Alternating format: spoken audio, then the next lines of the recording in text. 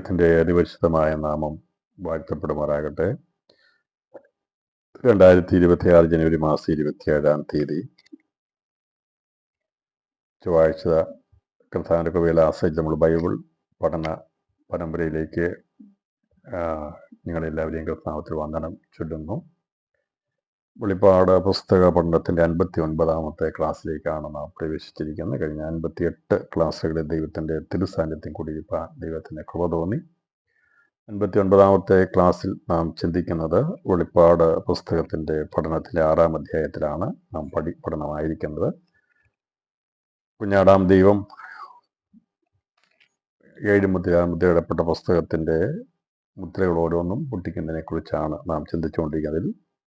കഴിഞ്ഞ ദിവസം നമ്മൾ ചിന്തിച്ചത് 5-ാമത്തെ മുദ്ര പൊട്ടിക്കുന്നതിനോട് ബന്ധത്തിലുള്ള വിഷയങ്ങളാണ് ചിന്തിച്ചത്. അതിൽ മുദ്ര പൊട്ടിക്കുമ്പോൾ പ്രധാനമായിട്ടും കാണുന്നത് യേശുക്രിസ്തുവിൻ്റെ ഭരണത്തിൽ തലഛേദിക്കപ്പെടുന്നവരുടെ ആത്മാക്കളെ കാണുന്നതാണ് എന്നുള്ളതും, അതിൽ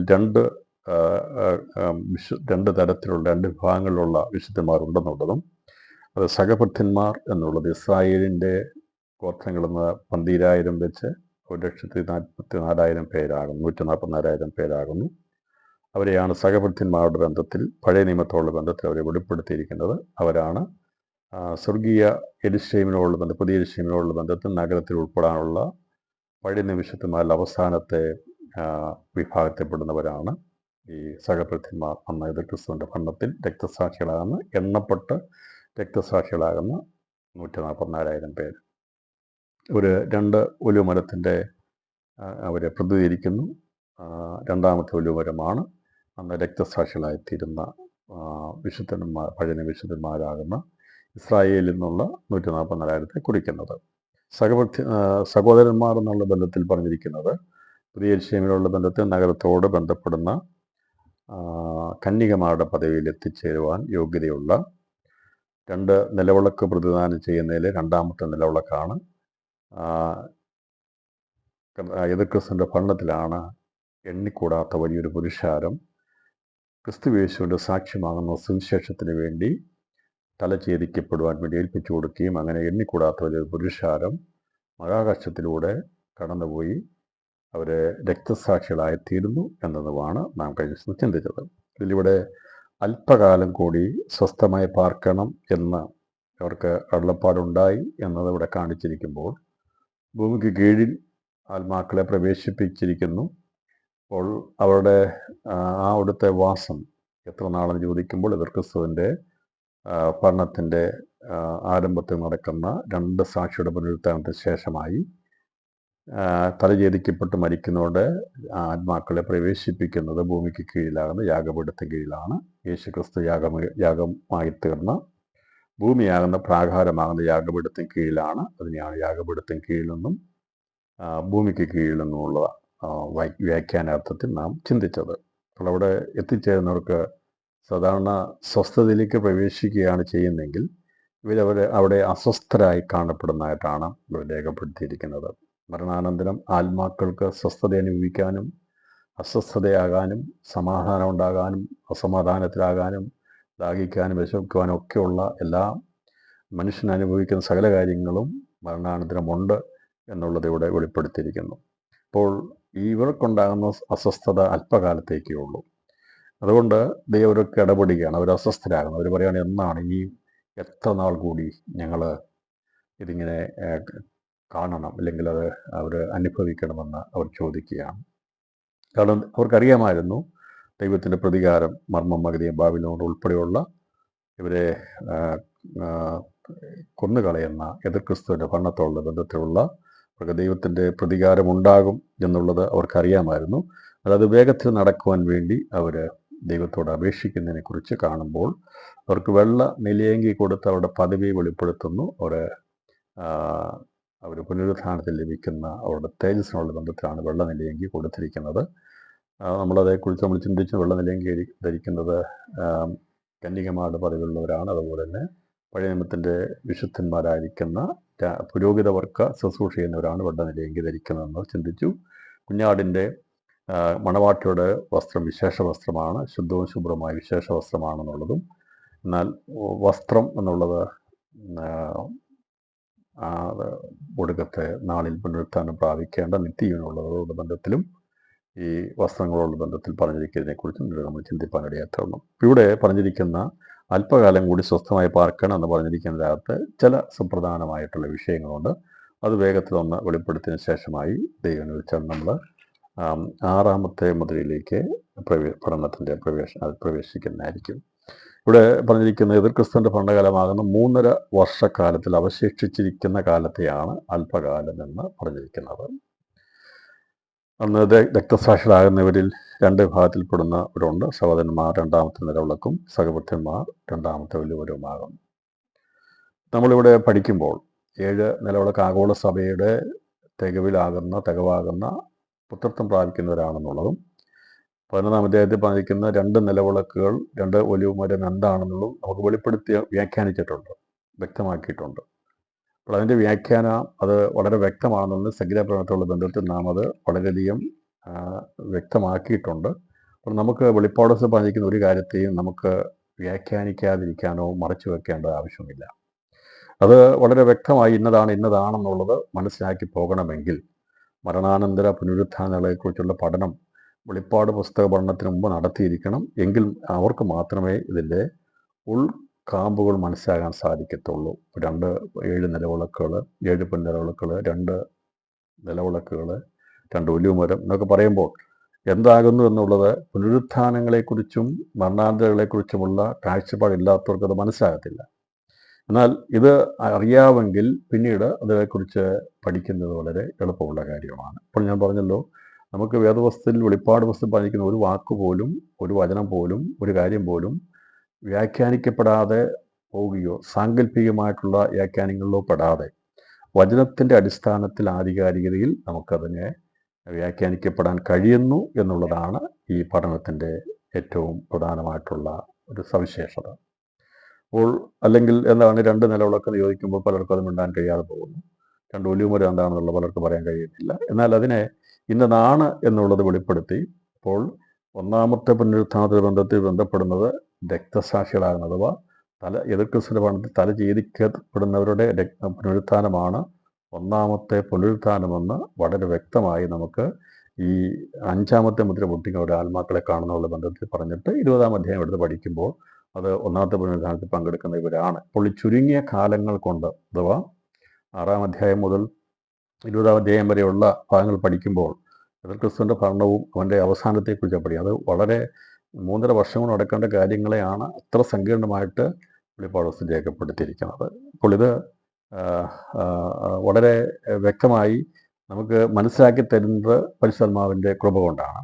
അപ്പോൾ അത് ഇവർ പുതിയ യെരൂശലേമിൻ്റെ വിശുദ്ധ സ്ഥലമാകുന്ന നഗരത്തിന് യോഗ്യരാകുന്നവരുടെ കൂട്ടത്തിൽ ഉൾപ്പെടാനുള്ളവരാണ് എതിർ ക്രിസ്ത്യൻ സമയത്ത് രക്തസാക്ഷികളാകുന്ന സഹപുത്രന്മാരും സഹോദരന്മാരും നിലവാരത്തുള്ളവർ. എതിർ ക്രിസ്ത്യൻ ഭരണാവസ്ഥാനത്തിലാണ് ഇവിടെ പ്രസ്താവിച്ചിരിക്കുന്നത്. രക്തസാക്ഷികളുടെ അല്ലെങ്കിൽ തല ഛേദിക്കുന്നവരുടെ എണ്ണം തികയപ്പെടും. രക്തസാക്ഷികൾ എന്ന് പറയുമ്പോൾ അവിടെ തല ഛേദിക്കപ്പെടുകയാണ്, അങ്ങനെയാണ് അവരെ കൊന്നു കളയുന്നത്. അല്ലാതെ അവരെ കുത്തിക്കൊല്ലുകയോ കല്ലെറിഞ്ഞു കൊല്ലുകയോ അല്ല ചെയ്യുന്നത്. തല ഛേദിക്കുന്ന അവരുടെ ഉടലിൽ നിന്ന് തല മുറിച്ച് മാറ്റുകയാണ് ചെയ്യുന്നത്. അങ്ങനെയായിരിക്കും മരണം. നമുക്കറിയാം, ഭീകരന്മാർ പല സ്ഥലങ്ങളിലും ഇങ്ങനെയുള്ള പ്രവൃത്തികളൊക്കെ ചെയ്തു തുടങ്ങി. ഇതൊക്കെ ഒരു സൂചനകളാണ്. പറഞ്ഞാൽ പിടിച്ചു കഴിഞ്ഞാൽ അവരെ കല്ലെറിഞ്ഞു കൊല്ലുകയോ തൂക്കിക്കൊല്ലുകയോ ഒന്നുമല്ല ചെയ്യുന്നത്. തല മുറിച്ചു മാറ്റുക, ഉടലിൽ നിന്ന് തല മുറിച്ചു മാറ്റുക. കാരണം തല വെച്ചേക്കില്ലെന്ന് പറയത്തില്ലേ, അതാണ് ആ എതിർ ക്രിസ്തു ചെയ്യുന്നത്. എൻ്റെ തല ഞാൻ വെച്ചേക്കില്ല. അപ്പം ദൈവത്തിന് വേണ്ടി നിൽക്കുന്നവൻ്റെ തല വെച്ചേക്കില്ല, അവൻ്റെ ശരീരത്തിൽ നിന്ന് മുറിച്ചു മാറ്റും. അപ്പം അങ്ങനെ ഒരു മരണ രീതിയാണ് അന്ന് നിറവേറപ്പെടാൻ പോകുന്നത്. അത് ഭീകരമായ മരണമാണ്. ഇതൊക്കെ കാണുമ്പോഴെങ്കിലും ഈ വിശ്വാസം ത്യജിച്ച് മാറിപ്പോകണം എന്നുള്ളത് കൊണ്ടാണ് അത്ര ഭീകരമായിരിക്കുന്ന മരണം അന്നത്തെ വിശ്വാസം വേണ്ടി നിൽക്കുന്നവർക്ക് കൊടുക്കുന്നത്. പക്ഷേ എങ്കിലും ദൈവം പറഞ്ഞിരിക്കുന്ന എണ്ണം നിവൃത്തിയാകുവാൻ വേണ്ടി 1,44,000 പേര്, 144,000 പേര് അവർ ഇസ്രായേൽ എന്ന് ഒരുക്കപ്പെട്ടിരിക്കും. ദൈവരെ മുദ്ര വെച്ച് മാറ്റുന്നത് അവരങ്ങനെ മരിക്കപ്പെടേണ്ടി വരും. എന്നാൽ എണ്ണിക്കൂടാത്ത വലിയൊരു പുരുഷാരം തങ്ങളുടെ ജീവിതത്തെ സമർപ്പിച്ചു കൊടുക്കും. അവരും അന്ന് അങ്ങനെ തല ഛേദിക്കപ്പെടേണ്ടതായിട്ട് വരും. ശരീരവും ഉടലും തമ്മിൽ വേർതിരിക്കപ്പെടുന്ന രീതിയിലുള്ള മരണമാണ് അന്ന് എതിർ ക്രിസ്തു വിശ്വാസത്തിൽ നിൽക്കുന്നവർക്ക് വേണ്ടി വിധിച്ചിരിക്കുന്നത്. അത്ര ക്രൂരമായ മരണം ഏൽക്കേണ്ടി വരുമ്പോഴും അതിൽ നിന്ന് പിന്തിരിയാതെ അവർ അതിനെ ഏൽപ്പിച്ചു കൊടുക്കുന്നതിന് ദൈവത്തിൻ്റെ പ്രത്യേക കൃപ അവിടെ മേൽ പകരപ്പെടുന്നതുകൊണ്ടാണ് അങ്ങനെ അത് സാധ്യമായി തീർന്നത്. അപ്പോൾ ഈ സഹഭക്തന്മാരുടെ അവരുടെ എണ്ണം തികയപ്പെടുന്നതോടുള്ള ബന്ധത്തിൽ 144,000 എണ്ണം തികയപ്പെടുന്നതോട് ശേഷമായി പുതിയ വിഷയങ്ങളിൽ ഉൾപ്പെടാനുള്ള സഹോദര പദവിയുള്ള കന്യകമാരുടെ എണ്ണിക്കൂടാത്ത വലിയൊരു എണ്ണം അത് രഹസ്യമായിരിക്കും. അതും തികയപ്പെടുവാനായിട്ട് ഇടയാത്തിരുന്നു. അവരുടെ പുനരുത്ഥാനം നടക്കുന്നത് എതിർ ക്രിസ്തുവിൻ്റെ ഭരണത്തിൻ്റെ അവസാനത്തെങ്കിലാണ്. അതിനെയാണ് ഒന്നാമത്തെ പുനരുത്ഥാനം എന്ന വെളിപ്പാട് പുസ്തകത്തിൽ രേഖപ്പെടുത്തിയിരിക്കുന്നത്. അതേക്കുറിച്ചുള്ള വിശദീകരണം നമ്മൾ ആ ഭാഗത്ത് നമ്മൾ പഠിക്കുന്നതായിരിക്കും. ഇത്രയും കാര്യങ്ങളാണ് അഞ്ചാമത്തെ മുദ്രയുള്ള ബന്ധത്തിൽ ഗ്രഹിച്ചിരിക്കുന്നത്. ഇപ്പോൾ ഇത് അല്പകാലം എന്ന് പറയുന്നത് എന്താണ്? എതിർ ക്രിസ്തുവിൻ്റെ ശേഷിച്ചിരിക്കുന്ന ഭരണകാലമാണ്.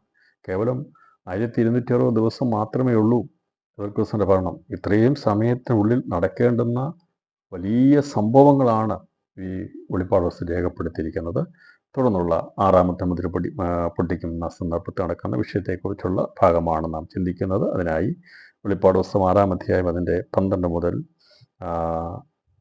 13, 14 വാക്യങ്ങൾ പ്രാരംഭത്തിൽ വായിക്കുന്നു. അപ്പോൾ എന്താണ് ആറാമത്തെ മുദ്ര പൊട്ടിക്കുന്നത് എന്നുള്ളതിനെക്കുറിച്ചുള്ള ഏകദേശം ഒരു കാഴ്ചപ്പാട് നമുക്കിവിടെ മനസ്സിലാകുന്നുണ്ട്. 6-ാം മുദ്ര പൊട്ടിച്ചപ്പോൾ വലിയൊരു ഭൂകമ്പമുണ്ടായി. സൂര്യൻ കരിമ്പടം പോലെ കറുത്തു. ചന്ദ്രൻ മുഴുവൻ രക്തതുല്യമായി തീർന്നു. അത്തിവൃക്ഷം പെരുങ്കാറ്റുകൊണ്ട് കുലുങ്ങിയിട്ട് കായുതിർക്കും പോലെ ആകാശത്തിലെ നക്ഷത്രങ്ങൾ ഭൂമിയിൽ വീണു. അപ്പോൾ ഇങ്ങനെ ഇത് സംഭവിക്കുന്നത് 6-ാമത്തെ മുദ്ര പൊട്ടിക്കുമ്പോഴാണ്. എന്താണ് 6-ാമത്തെ മുദ്ര കുഞ്ഞാട് പൊട്ടിക്കുമ്പോൾ സംഭവിക്കുന്നത്? വലിയൊരു ഭൂകമ്പമുണ്ടായി. സൂര്യൻ കരിമ്പടം പോലെ കറുത്തു. ചന്ദ്രൻ മുഴുവനും രക്തതുല്യമായി തീർന്നു. അത്തിവൃക്ഷം പെരുങ്കാറ്റുകൊണ്ട് കുലുങ്ങിയിട്ട് കായുതിർക്കും പോലെ ആകാശത്തിലെ നക്ഷത്രങ്ങൾ ഭൂമിയിൽ വീണു. ഇതെന്നാണ് സംഭവിക്കുന്നത് എന്നുള്ളത് വളരെ വ്യക്തമാണ്. എതിർ ക്രിസ്തുവിൻ്റെ ഭരണത്തിലാണ് സംഭവിക്കുന്നത്. നമ്മൾ കർത്താവിൻ്റെ വരവിനെക്കുറിച്ചൊക്കെ പഠിക്കുമ്പോൾ മത്തായി സുവിശേഷത്തിലൊക്കെ കർത്താവ് പറഞ്ഞിട്ടുണ്ട്. നാളുകളെക്കുറിച്ചുള്ള കാര്യങ്ങളെക്കുറിച്ചുള്ള കർശനതയെക്കുറിച്ചൊക്കെ പറഞ്ഞിട്ടുണ്ട്. പക്ഷേ അത് ഇപ്പോൾ നടക്കുന്ന സംഭവങ്ങളുടെ ബന്ധത്തിലല്ല രേഖപ്പെടുത്തിയിരിക്കുന്നത്. എന്നാൽ ഈ കുഞ്ഞാട് മുദ്ര പൊട്ടിക്കുന്നതിനുള്ള ബന്ധത്തിൽ നടക്കുന്ന സംഭവങ്ങൾക്കാണ് അത് ആ സംഭവങ്ങൾ നടക്കുന്നതെന്നുള്ളത് പ്രത്യേകം മനസ്സിലാകാം. പക്ഷേ ഇന്നും പലരും വിചാരിക്കുന്നത് അവരുടെ ഭൂകമ്പവും ക്ഷാമവും യുദ്ധമൊക്കെ ഉണ്ടാകുമ്പോൾ കർത്താവിൻ്റെ വരവനാണെന്നുള്ള രീതിയിലാണ് എടുത്ത് പഠിപ്പിക്കുന്നത്. അങ്ങനെ നൂറ്റാണ്ടുകളായി, ആയിരക്കണക്കിന് വർഷങ്ങളായി നമ്മളല്ലോ ഇപ്പോഴത്തെ ലോകത്തിലെ എത്രയോ ഭൂകമ്പങ്ങൾ ഉണ്ടായിട്ടുണ്ട്, ക്ഷാമം ഉണ്ടായിട്ടുണ്ട്, യുദ്ധങ്ങളുണ്ടായിട്ടുണ്ട്. പക്ഷേ അതെല്ലാം കൂടി ഇസായൻ്റെ സമയത്ത് ഭൂകമ്പം ഉണ്ടായിട്ടുണ്ട്. പന്ത്രണ്ട് കർത്താവിൻ്റെ വരവിൻ്റെ ലക്ഷണമാണോ? അല്ല. അപ്പോൾ ഇസായൻ്റെ സമയത്ത് കർത്താവ് ഒന്നാമത് വരുന്നതിന് മുമ്പായിട്ട് ഭൂകമ്പം ഉണ്ടായിട്ടുണ്ട്, ക്ഷാമം ഉണ്ടായിട്ടുണ്ട്. അപ്പോൾ അന്നുണ്ടായ ക്ഷാമവും ഭൂകമ്പവും ഒന്നും കർത്താവിൻ്റെ രണ്ടാമത്തെ വരവിനെക്കുറിച്ച് ബന്ധത്തിൽ പറഞ്ഞിരിക്കുന്നതല്ല.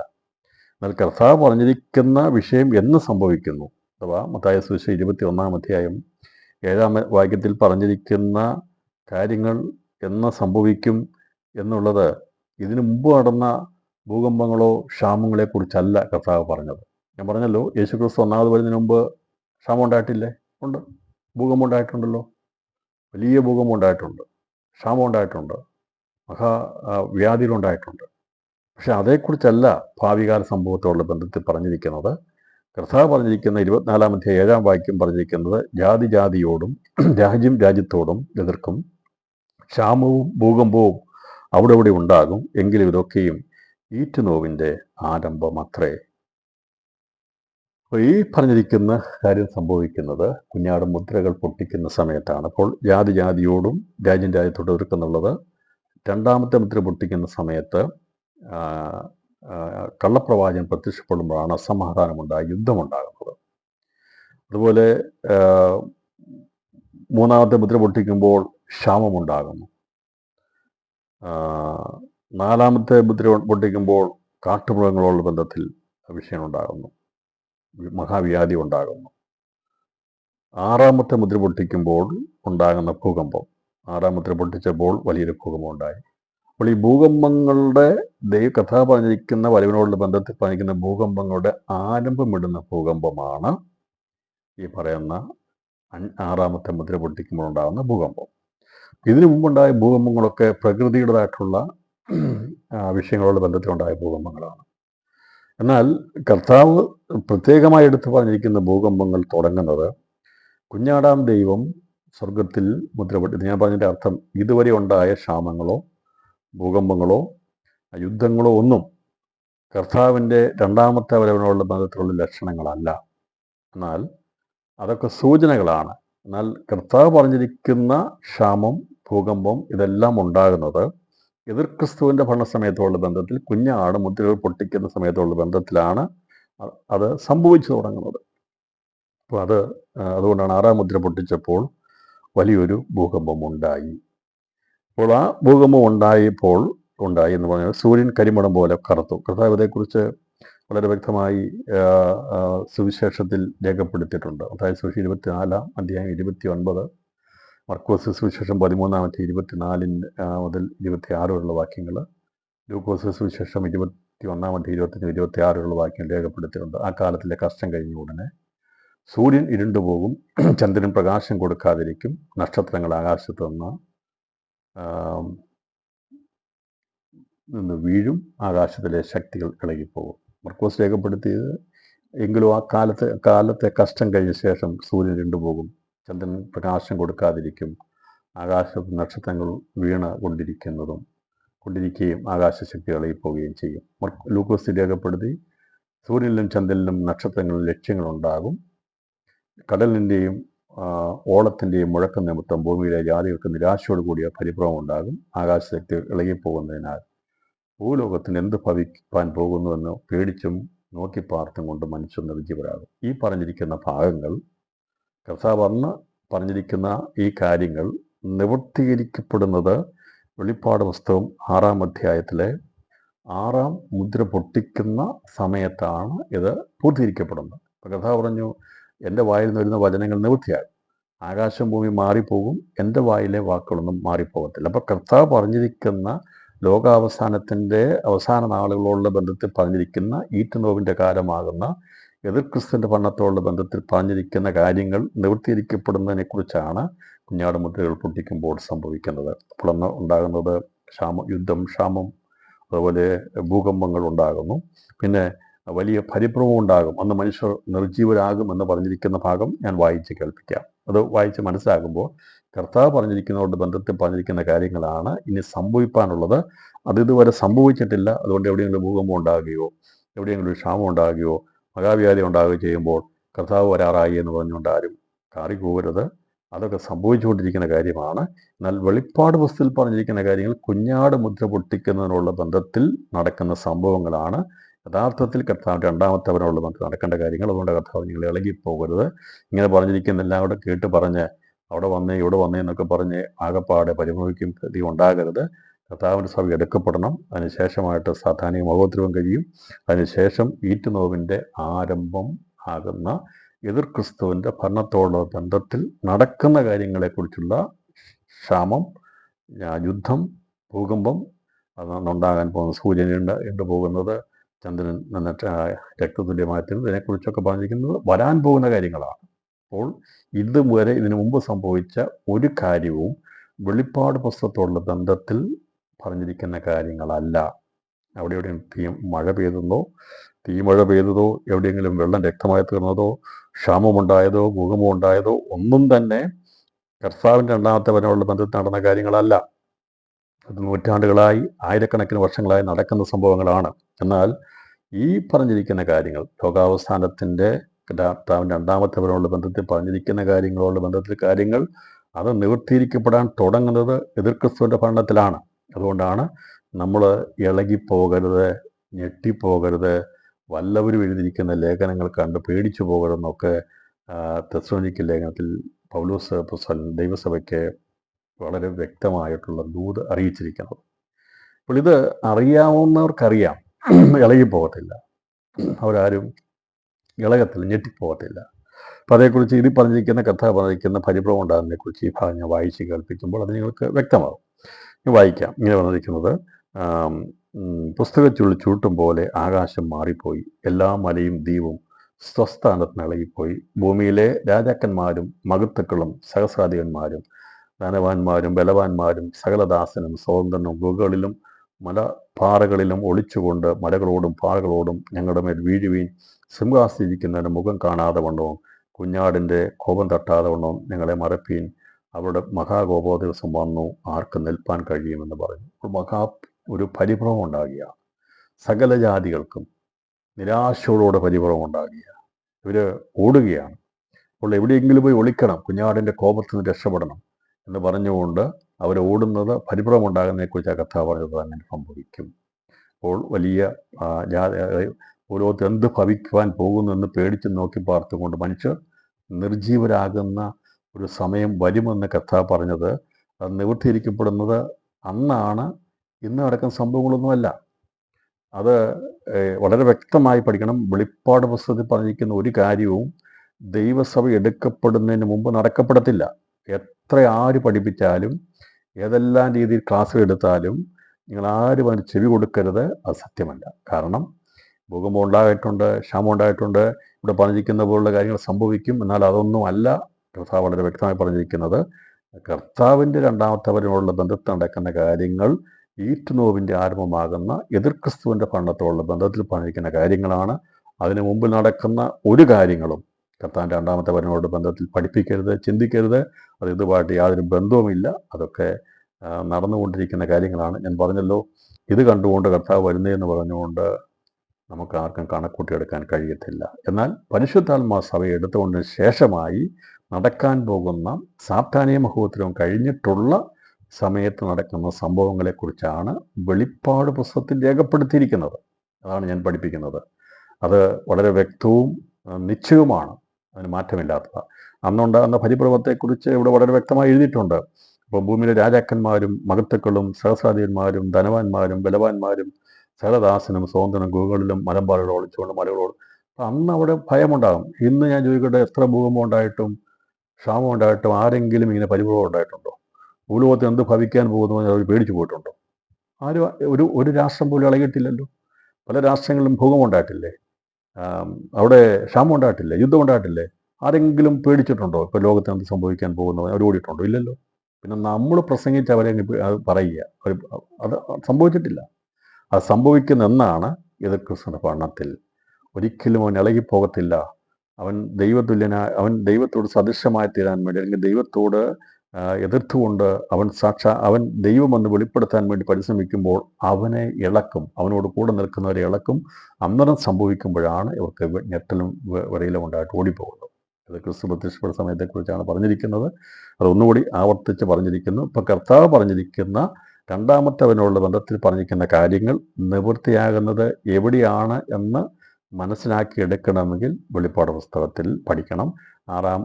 ആറാമത്തെ അധ്യായം പഠിക്കുമ്പോൾ ഈ പറഞ്ഞിരിക്കുന്ന കാര്യങ്ങൾ ഓരോന്നും നമുക്ക് എണ്ണമിട്ട് അക്കമിട്ട് മനസ്സിലാക്കാൻ സാധിക്കുന്നുണ്ട്.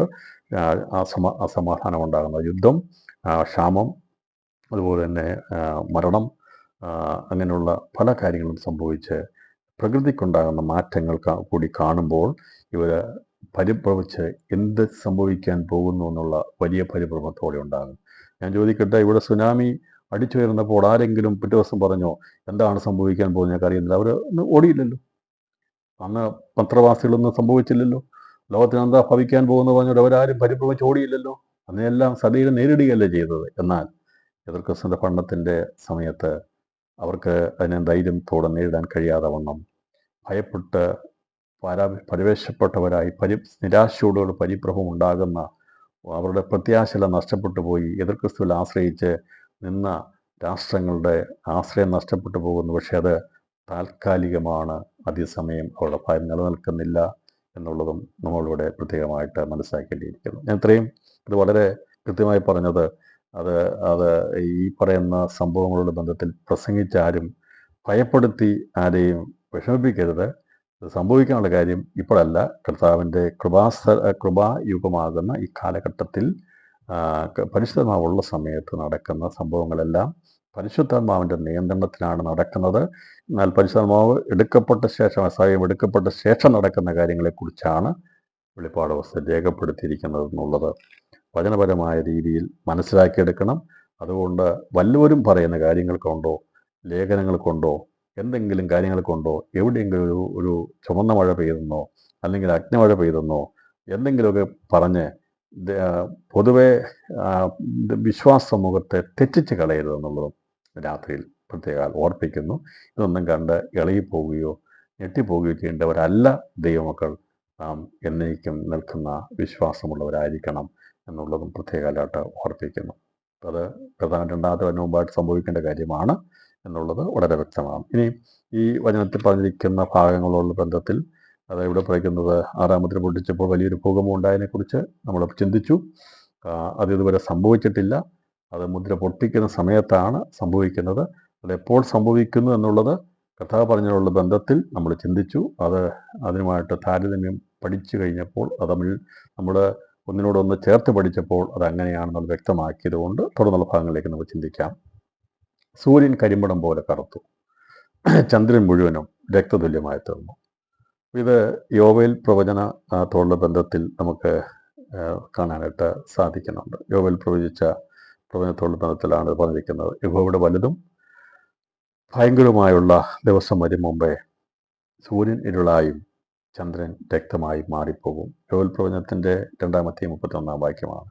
അപ്പോൾ യോവേൽ പ്രവചിച്ച പ്രവചനം അത് പുതിയ നിയമത്തോടുള്ള ബന്ധത്തിൽ കർത്താവിൻ്റെ വരവിനോടുള്ള ബന്ധത്തിൽ അഥവാ ലോകാവസാനത്തോടുള്ള ബന്ധത്തിൽ വെളിപ്പെടുത്താണ്. അപ്പോൾ ഈ ലോകാവസാനം എന്ന് പറഞ്ഞിരിക്കുന്ന വിഷയത്തെ ശരിയായ രീതിയിൽ മനസ്സിലാക്കാത്തവരാണ് അതിനെ ദുർവ്യാഖ്യാനം ചെയ്യുന്നത്.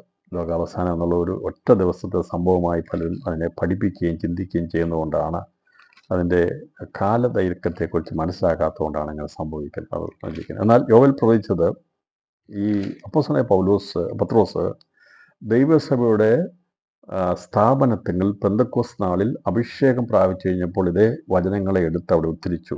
ഇതോടെ പറയുകയാണ്, അന്ത്യകാലത്ത് ഞാൻ സകലയിടത്തിന്മേലും എൻ്റെ ആത്മാവിനെ പകരും.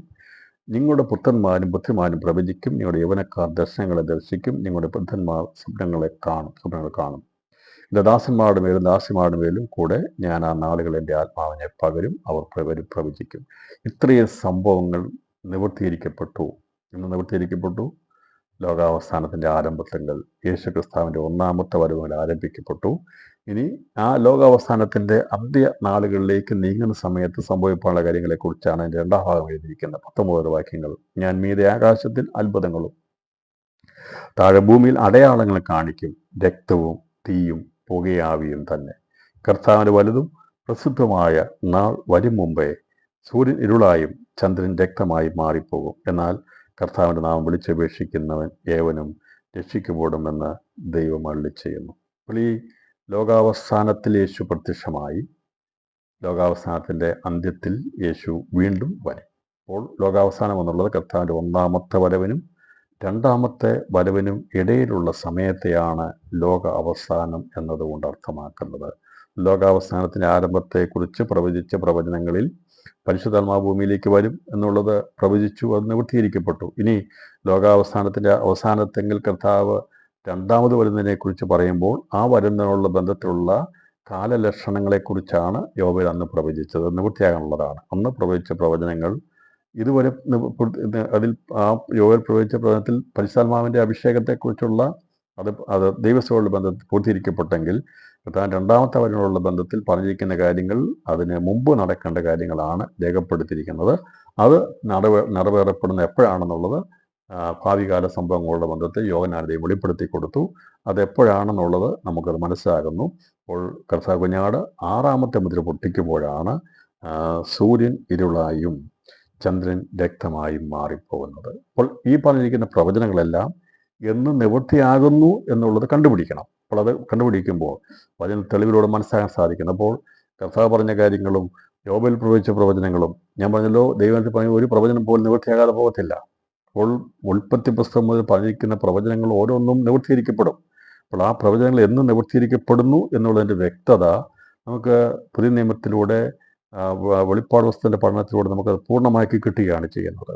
അപ്പോൾ എന്നാണ് അന്ന് യോവേൽ പ്രവചിച്ച പ്രവചനം ഇവിടെ പത്രോസ് ഏറ്റെടുത്ത് അത് പ്രസംഗിച്ചപ്പോൾ ഇവിടെ പറഞ്ഞപ്പോൾ എന്നിട്ട് പറഞ്ഞു ഇത് ഈ വചനം കേട്ടുകൊള്ളുവീൻ എന്ന് പറഞ്ഞിട്ട് ആ സംഭവിച്ച കാര്യങ്ങളെക്കുറിച്ച് പറഞ്ഞിരിക്കുമ്പോൾ ഇത് മലാഖിയുടെ പ്രവണത്തിൽ എഴുതി അവസാനിപ്പിച്ചതും കർത്താവിൻ്റെ രണ്ടാമത്തെ വരവുള്ള ബന്ധത്തിൽ വലുതും ഭയങ്കരമായ നാളിനെ കുറിച്ചാണ് പറഞ്ഞിരിക്കുന്നത്. ഇത് പഠിക്കുമ്പോൾ ഓരോന്നും എന്താണ് പറഞ്ഞിരിക്കുന്നത് എന്നുള്ളത് ശരിയായ രീതിയിൽ വ്യാഖ്യാനിക്കപ്പെട്ട് കഴിഞ്ഞാൽ നമുക്ക് സംശയങ്ങൾ മാറും. അതല്ലെങ്കിൽ അതുകൊണ്ട് ഒരുപാട് സംശയങ്ങളും വ്യക്തതയില്ലായ്മകളും വരും, തെറ്റായിട്ടുള്ള ചിന്തകളിലേക്ക് പോകേണ്ടതായിട്ട് വരും. ഇപ്പോൾ മലാഖിയുടെ പ്രവചനത്തിൽ ഇതേ പ്രവചനം പ്രവചിച്ചിട്ടുണ്ട്. 4-ാമത്തെ 5-ാം വാക്യത്തിൽ യഹോവയുടെ വലുതും ഭയങ്കരവുമായ നാൾ വരുന്നതിന് മുമ്പ് ഞാൻ നിങ്ങൾക്ക് ഏലിയ പ്രവാചകനെ അയക്കും. യോവേൽ പ്രവചിച്ചത് 2-ാമത്തെ 31-ാം വാക്യം, യഹോവയുടെ വലുതും ഭയങ്കരമായുള്ള ദിവസം വരും മുമ്പേ സൂര്യരുളായും ചന്ദ്രൻ രക്തമായും മാറിപ്പോകും. അപ്പോൾ മലാഹിയുടെ പ്രവചനത്തിലെ പ്രവചനം എടുത്ത് പത്രോസ് പ്രസംഗിച്ചില്ല. കാരണം മലാഹി പ്രവചിച്ച് നിർത്തിയിരുന്ന ആ പ്രവചനം യോഹന്നാൻ സ്നാപകനിലൂടെ നിവൃത്തിയിരിക്കപ്പെട്ടതുകൊണ്ടാണ് ആ പ്രവചനം എടുക്കാതിരുന്നത്. എന്നാൽ യോവേൽ പ്രവചനത്തിലെ പ്രവചനങ്ങൾ പൂർത്തീകരിക്കപ്പെടാനുള്ളതാണ്. രണ്ടുപേരും മലാഹി പ്രവചിച്ചതും യോവേൽ പ്രവചിച്ചതും വലുതും ഭയങ്കരമായ നാളിനാകുന്ന കർത്താവിൻ്റെ രണ്ടാമത്തെ വരവിനെക്കുറിച്ചുള്ള പ്രവചനമാണ് നടത്തിയത്. പക്ഷെ എന്നാൽ മലാഹിയുടെ പ്രവചനത്തിലെ കർത്താവിൻ്റെ വലുതും ഭയങ്കരമായ നാൾ കർത്താവിൻ്റെ രണ്ടാമത്തെ വരവാകുന്ന മഹത്വ പ്രത്യക്ഷതയ്ക്ക് വരുന്ന മുമ്പായി, അതാണ് ഇസ്രായേലിൻ്റെ ബന്ധത്തിൽ പ്രധാനമായിട്ടുള്ളത്. അവർ കർത്താവിൻ്റെ ഒന്നാമത്തെ വരവ് അവർക്ക് പ്രസക്തമല്ല, അവരതിനെ അംഗീകരിക്കുന്നില്ല. അതുകൊണ്ടാണ് പഴയ പ്രവാചകന്മാർ പ്രവചിച്ചപ്പോൾ മലാഹി പ്രവചിച്ചതും ഈ യോവേൽ പ്രവചിച്ചതും കർത്താവിൻ്റെ ഒന്നാമത്തെ വരവിനേക്കാൾ കൂടുതലായിട്ട് അവർ പ്രവചിച്ച രണ്ടാമത്തെ വരവിനെക്കുറിച്ചാണ്. കാരണം ഇസ്രായേലിനോടുള്ള ബന്ധത്തിൽ ആ പുസ്തകം, പഴയ നിയമത്തിൻ്റെ പുസ്തകം എഴുതി അവസാനിപ്പിക്കുമ്പോൾ അവർ പ്രവചിച്ചത് കർത്താവിൻ്റെ രണ്ടാമത്തെ വരവ്. കാരണം കർത്താവിൻ്റെ രണ്ടാമത്തെ വരവ് എന്തിനു വേണ്ടിയാണ്? യഹൂദിൻ്റെ രക്ഷയ്ക്കായിട്ട് ആണ് കർത്താവ് വരുന്നത്. ഒന്നാമത്തെ വരവ് ലോകരക്ഷകനായിട്ടാണ് യേശു വന്നത്. അതിനല്ല അവർ പ്രാതിനിധ്യം കൊടുത്തിരിക്കുന്നത്. മറ്റു പ്രവചനങ്ങൾ പറഞ്ഞിട്ടുണ്ടെങ്കിലും ഈ പുസ്തകം എഴുതി അവസാനിപ്പിക്കുമ്പോൾ അവർ പ്രവചനാന്മ പറഞ്ഞ കർത്താവിൻ്റെ രണ്ടാമത്തെ വരവിനെ കുറിച്ചാണ്. അപ്പോൾ യഹോവയുടെ വലുതും ഭയങ്കരമായ നാൾ വരുന്നതിന് മുമ്പ് ഞാൻ നിങ്ങൾക്ക് ഏലിയ പ്രവാചകനെ അയക്കുമെന്ന് മലാഖി പ്രവചിച്ചപ്പോൾ അത് നിവൃത്തിയായോ എന്ന് ചോദിച്ചാൽ നിവൃത്തിയായി. അത് കർത്താവ് തന്നെ അവർക്ക് വെളിപ്പെടുത്തി കൊടുത്തു. കർത്താവ് വെളിപ്പെടുത്തി കൊടുത്തു ശിഷ്യന്മാർ അവനോട്. എന്നാൽ ഏലിയ മുമ്പേ വരേണ്ടതെന്ന് ശാസ്ത്രമായി പറയുന്നത് എന്തേന്ന് ചോദിച്ചു. ഞാൻ വിചാരിക്കരുത് ഇവർ ഒരു മീൻപിടുത്തക്കാരും സാധാരണക്കാരാണ്, ഒന്നും അങ്ങനെ ശ്രദ്ധിക്കാത്തവരാണെന്ന് വിചാരിക്കരുത്. കർത്താവ് എടുത്ത ശിഷ്യന്മാരൊക്കെ അവർ നന്നായി കേൾക്കുന്ന വചനം വളരെ ചിന്തിക്കുന്നവരായിരുന്നു. ഞാൻ പറഞ്ഞല്ലോ, ഇത് പല സ്ഥലങ്ങളിൽ ചെല്ലുമ്പോൾ വായിച്ച് കേൾപ്പിക്കും. അവർ അത് കേൾക്കുമ്പോൾ ഒരു മീൻപിടുത്തക്കാരായിരുന്നെങ്കിലും ദൈവഭയമുള്ളത് കൊണ്ട് അവരത് കേട്ടത് സംഭവിക്കുമെന്നുള്ള ചിന്ത അവിടെ ഉള്ളിലുണ്ടായിരുന്നു. ദൈവം കൊണ്ട് അവരെ എടുത്തത്, അവരെ അതിലേക്ക് തിരഞ്ഞെടുത്തത്. നമ്മൾ വിചാരിക്കുന്നത് ഒന്നും അറിയാത്ത അവരാണ് മത്സ്യബന്ധനക്കാർ, അവർക്കൊന്നും അറിയത്തില്ലാത്തവരായിരുന്നു എന്നുള്ളതല്ല നമ്മൾ പഠിക്കേണ്ടത്. അവർ കേട്ട വചനത്തെ ഉൾക്കൊള്ളുന്നവരായിരുന്നു. അവർ ഒരുപക്ഷെ അവിടെ വായിക്കുന്ന ആ ശാസ്ത്രി വായിക്കുമ്പോൾ അദ്ദേഹം അത് ഉൾക്കൊണ്ട് കാണത്തില്ല. അദ്ദേഹത്തിൻ്റെ ജോലി നിവർത്തിച്ചു പോവുകയാണ്. പക്ഷേ ഇത് കേട്ടതായ സാധാരണ പാവങ്ങളായിരിക്കുന്ന, സ്ഥാനമാനങ്ങളൊന്നുമില്ലാത്ത, എന്നാൽ ദൈവത്തെ ഭയപ്പെടുന്ന പുരുഷന്മാരായിരിക്കുന്ന ഒരു സ്ത്രീകളായിട്ടുള്ളവർ കേട്ടപ്പോൾ, ദൈവമേ അങ്ങല്ല ചെയ്ത വചനമാണല്ലോ, ഇത് നിവൃത്തീകരിക്കപ്പെടുമല്ലോ എന്നുള്ളൊരു ഭയവും ചിന്തയും ഉണ്ടായിരുന്നവരെയാണ് കർത്താവിൻ്റെ ഒന്നാമത്തെ വരവിൽ ദൈവം സന്ദർശിച്ചത്. ബാക്കിയുള്ളവരുടെ ദൗത്യം നിർവഹിച്ചു പോയവരാണ്. ഇന്ന് രാത്രിയിലും ഈ സന്ദേശാവസ്ഥ അറിയിക്കുമ്പോൾ കർത്താവിൻ്റെ വരവിനെക്കുറിച്ചൊക്കെ പ്രസംഗിക്കുന്ന ഒരുപാട് പേരുണ്ട് പ്രിയപ്പെട്ടവർ. എന്നാൽ പ്രസംഗിക്കുന്നവർ ഒരുപക്ഷെ, പഠിപ്പിക്കുന്നവർ ഒരുപക്ഷെ അതിൻ്റെ യഥാർത്ഥമായ അർത്ഥം മനസ്സിലാകത്തില്ലായിരിക്കും. അവർക്ക് സാമ്പത്തിക നന്മ കിട്ടും, അവർ പ്രസംഗിക്കുന്നുണ്ട്, അവർക്ക് സ്ഥാനമാനങ്ങൾ കിട്ടും, അവർ ബഹുമാനിക്കപ്പെടും. എന്നാൽ ഇത് കേൾക്കുന്ന, ദൈവവചനത്തെ യഥാർത്ഥമായി സ്നേഹിക്കുന്ന, അതങ്ങനെ സംഭവിക്കുമെന്ന് വിചാരിക്കുന്ന അന്നത്തെ മത്സ്യബന്ധന തൊഴിലാളികളായിരിക്കുന്ന ശിഷ്യന്മാരെ പോലെ ഇന്നത്തെ ഈ സഭയുടെ കാലഘട്ടത്തിലും ഒരു കൂട്ടം പാവപ്പെട്ട ആൾക്കാരുണ്ട്. അവരത് ശ്രദ്ധിക്കുന്നുണ്ട്. ദൈവം മാറാത്താണെന്ന് അവർക്കറിയാം. ബാക്കിയുള്ളവർ ഒരുപക്ഷെ ഒരു ദൗത്യം നിർവഹിച്ചു പോകുകയാണ്. ഞാൻ പറഞ്ഞല്ലോ, എന്നെ പഠിപ്പിക്കാൻ ഏൽപ്പിച്ചത് ഞാൻ പഠിപ്പിച്ചു പോകുമ്പോൾ എനിക്കതിനകത്ത് ഞാൻ ദൈവത്തിൽ ഭയപ്പെടുന്നില്ലെങ്കിൽ എനിക്കതുകൊണ്ട് പ്രയോജനമില്ല. ഞാൻ പ്രസംഗിക്കുന്നതുകൊണ്ടോ പഠിപ്പിക്കുന്നത് കൊണ്ടോ ദൈവത്തിൻ്റെ സ്നേഹം എനിക്കില്ലെങ്കിൽ അതുകൊണ്ട് പ്രയോജനപ്പെടാൻ കഴിയത്തില്ല. അതുകൊണ്ട് അവർക്കാ പറഞ്ഞത്, സകല മർമ്മങ്ങളെ നാം വ്യാഖ്യാനിച്ചാലും എല്ലാം പഠിപ്പിച്ചാലും സ്നേഹമില്ലെങ്കിൽ ഏതുമില്ല.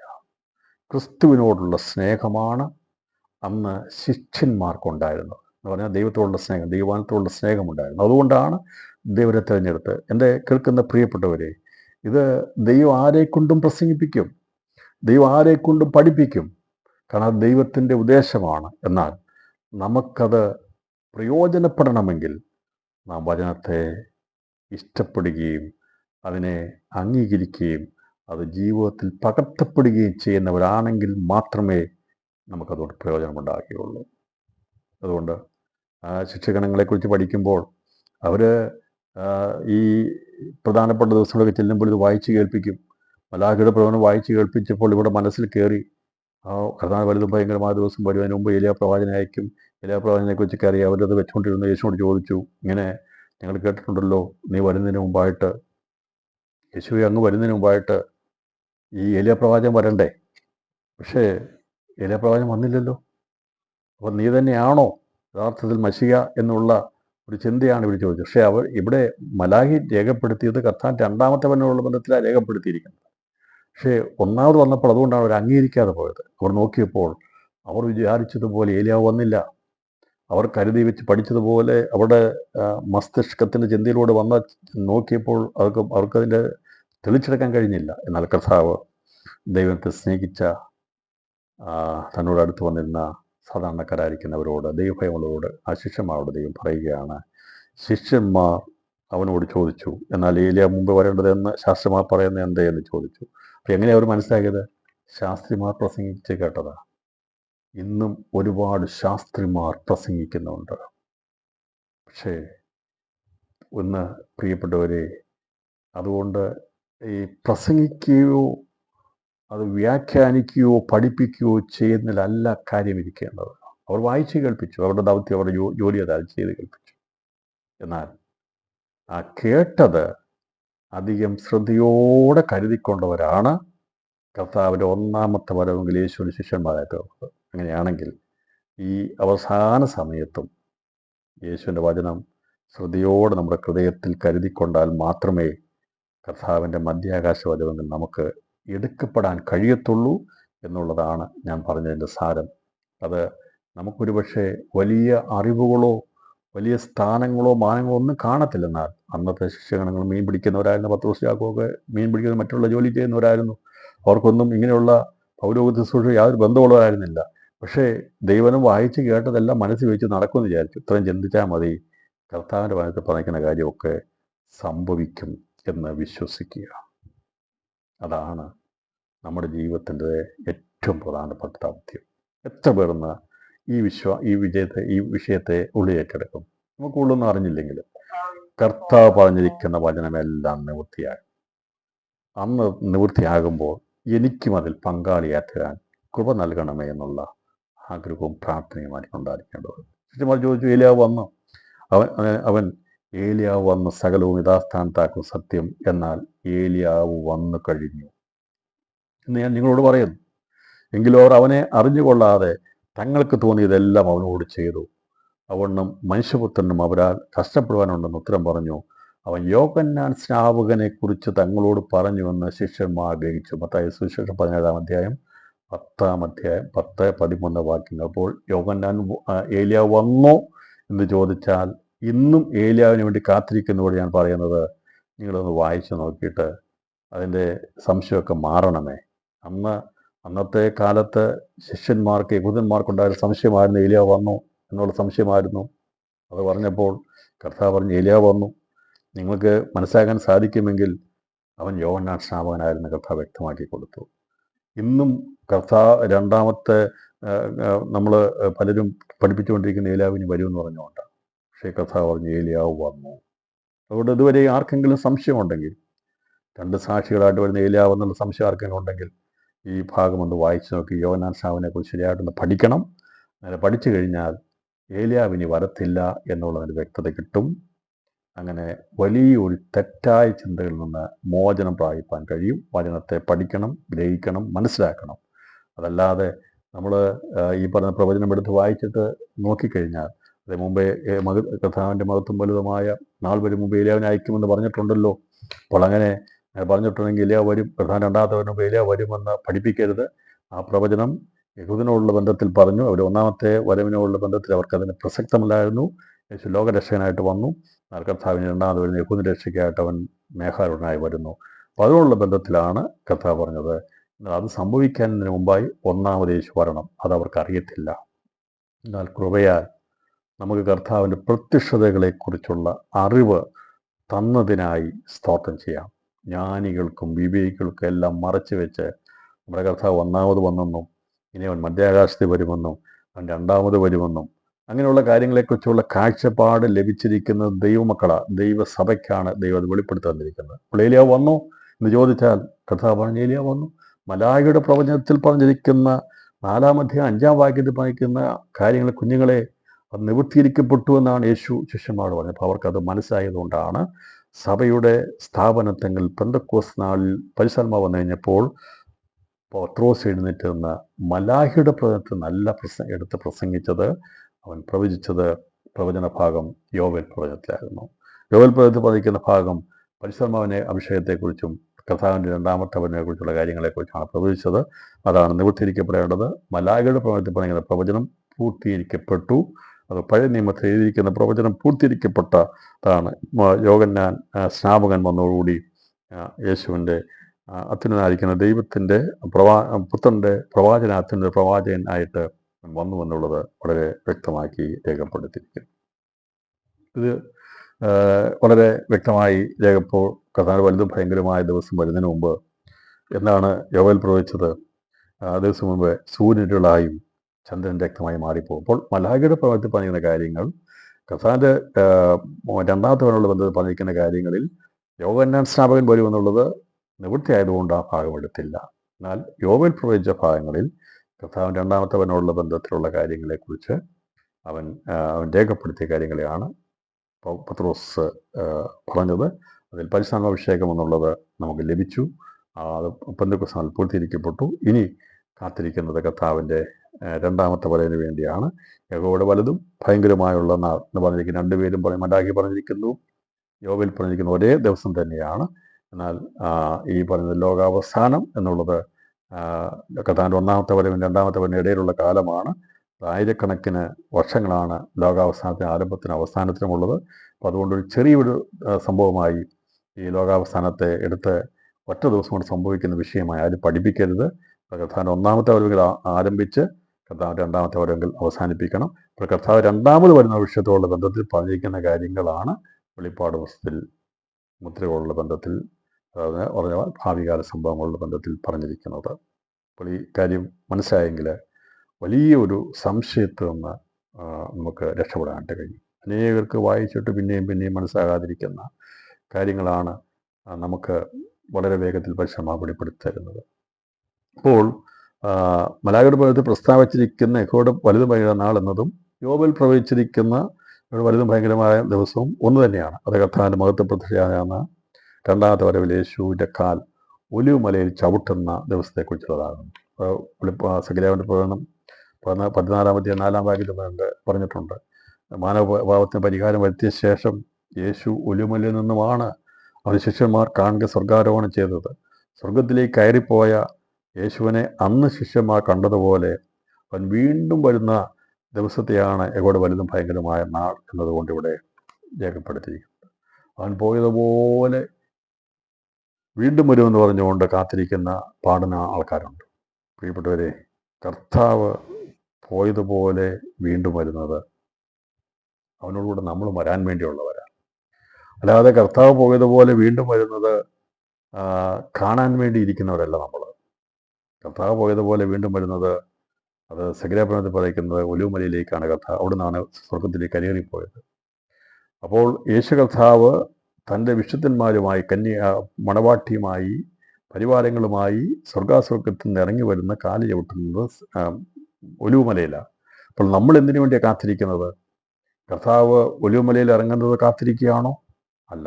ദൈവസഭ ദൈവമക്കൾ എന്ന് കാത്തിരിക്കുന്നത് കർത്താവിൻ്റെ മധ്യാകാശ വരവിന് വേണ്ടിയാണ്. നാം പ്രതീക്ഷയോടെ കാത്തിരിക്കുന്നത് നമ്മളെ കർത്താവ് ചേർക്കുവാൻ വേണ്ടി രഹസ്യമായി മധ്യാകാശത്ത് വന്ന് തൻ്റെ സഭയെ ചേർക്കുന്നതിന് വേണ്ടി. അതല്ലാതെ ഒലിവുമലയിൽ പ്രത്യക്ഷപ്പെടുന്ന യേശുവിന് വേണ്ടി കാത്തിരിക്കുന്നവരല്ല ദൈവസഭയുടെ ആദിജാതന്മാരുടെ സഭയിൽപ്പെടുന്നവർ. കാരണം അവരും അതുപോലെ സ്വർഗീയ യെരൂശലേമിനോട് ഉൾപ്പെടാനുള്ളവരാരും തന്നെ കർത്താവിൻ്റെ രണ്ടാമത്തെ വരവെങ്കിൽ ഒലിവുമലയിൽ പ്രത്യക്ഷപ്പെടുന്ന യേശുവിനെ കാണത്തില്ല. എന്നാൽ അന്ന് അവൻ പ്രത്യക്ഷനാകുമ്പോൾ നാമും അവനോട് കൂടെ പ്രത്യക്ഷമാകാനുള്ളവരാണ്.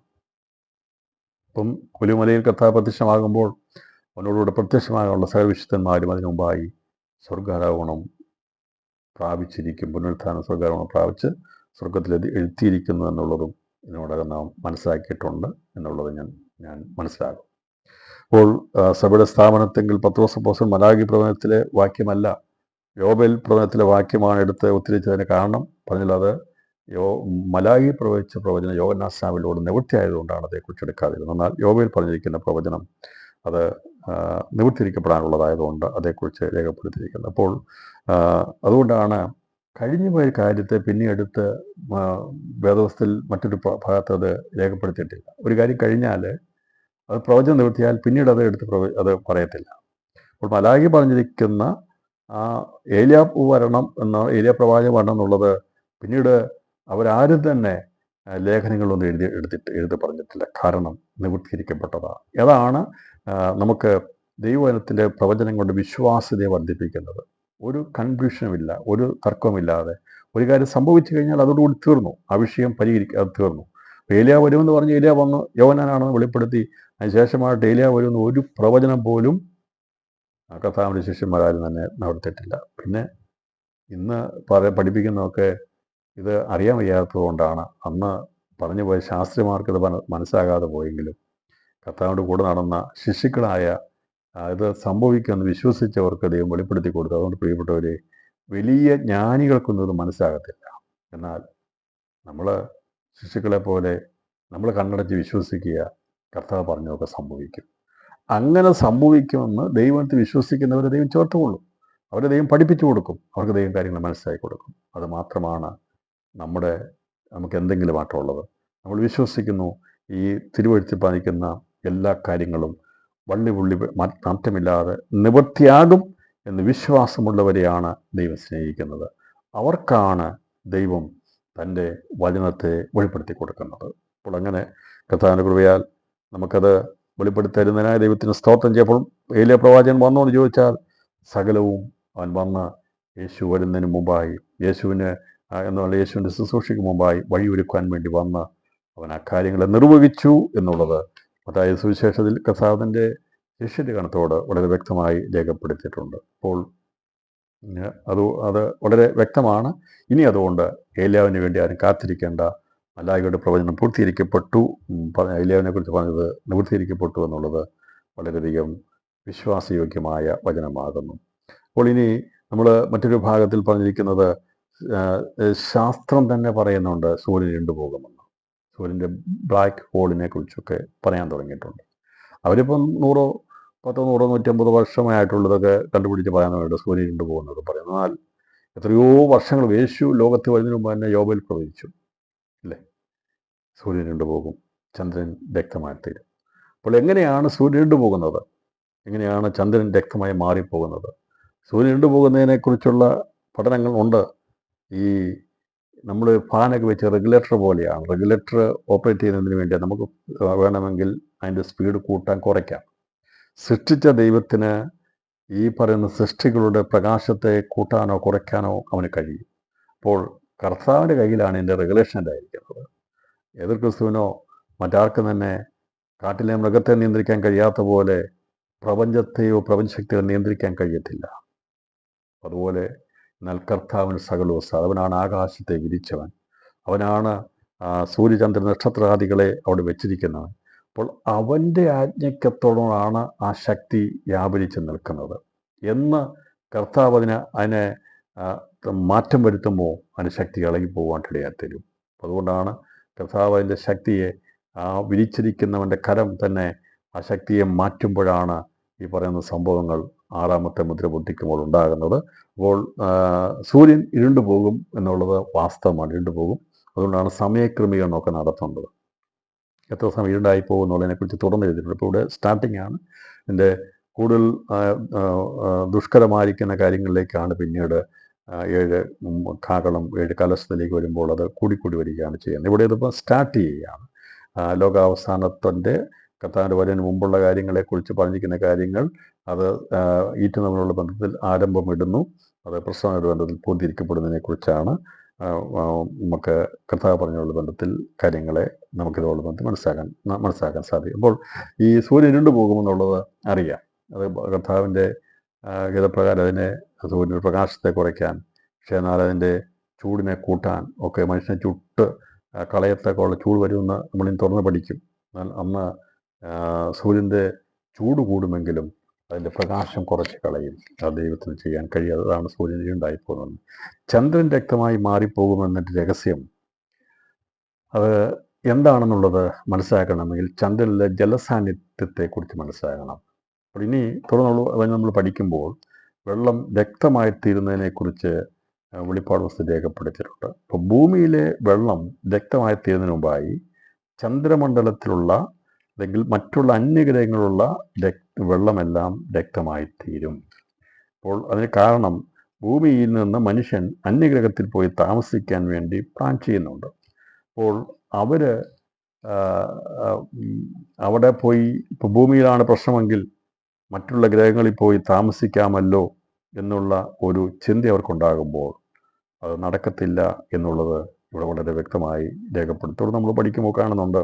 അപ്പോൾ അത് രക്തമായി തീർന്നതിനെക്കുറിച്ച് തുടർന്നുള്ള പഠനങ്ങളിൽ അത് നമുക്ക് മനസ്സിലാക്കാൻ സാധിക്കും. എന്നാൽ അങ്ങനെ ഈ സമുദ്രത്തിലെ വെള്ളമെല്ലാം രക്തമായി തീരുന്നതിന് മുമ്പായി അത് വെളിപ്പാട് പുസ്തകം 8-ാം അധ്യായം 8-ാം വാക്യം, 2-ാമത്തെ ദൂതൻ ഊതി, അപ്പോൾ തീ കത്തുന്ന വൻമല പോലെയൊന്ന് സമുദ്രത്തിൽ എറിഞ്ഞു, കടലിൽ 3 രക്തമായി തീർന്നു, സമുദ്രത്തിൽ പ്രാണനുള്ള സൃഷ്ടികൾ 3 ചത്തുപോയി, കപ്പലുകളിൽ 3. എന്നാലിത് ഇപ്പം ഇവിടെ രേഖപ്പെടുത്തിയിരിക്കുന്നത് 2-ാമത്തെ കാഹളം ഊതുമ്പോഴാണ്.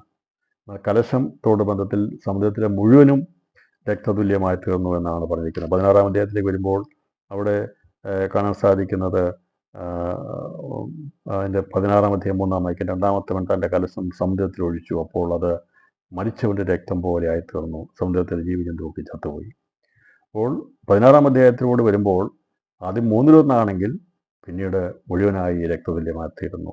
അപ്പോൾ ഭൂമിയിലെ വെള്ളവും വെള്ളത്തിൻ്റെ സോഴ്സുകളും എല്ലാം രക്തമായി തീരുമ്പോൾ മനുഷ്യൻ്റെ ആധുനികമായിരിക്കുന്ന കണ്ടുപിടുത്തങ്ങളിലൂടെ മനുഷ്യൻ വിചാരിച്ചിരിക്കുന്നത് അന്യഗ്രഹങ്ങളിൽ പോയി താമസിക്കാം എന്നുള്ളൊരു ചിന്ത മനുഷ്യനിൽ ഇപ്പോൾ ഉണ്ട്.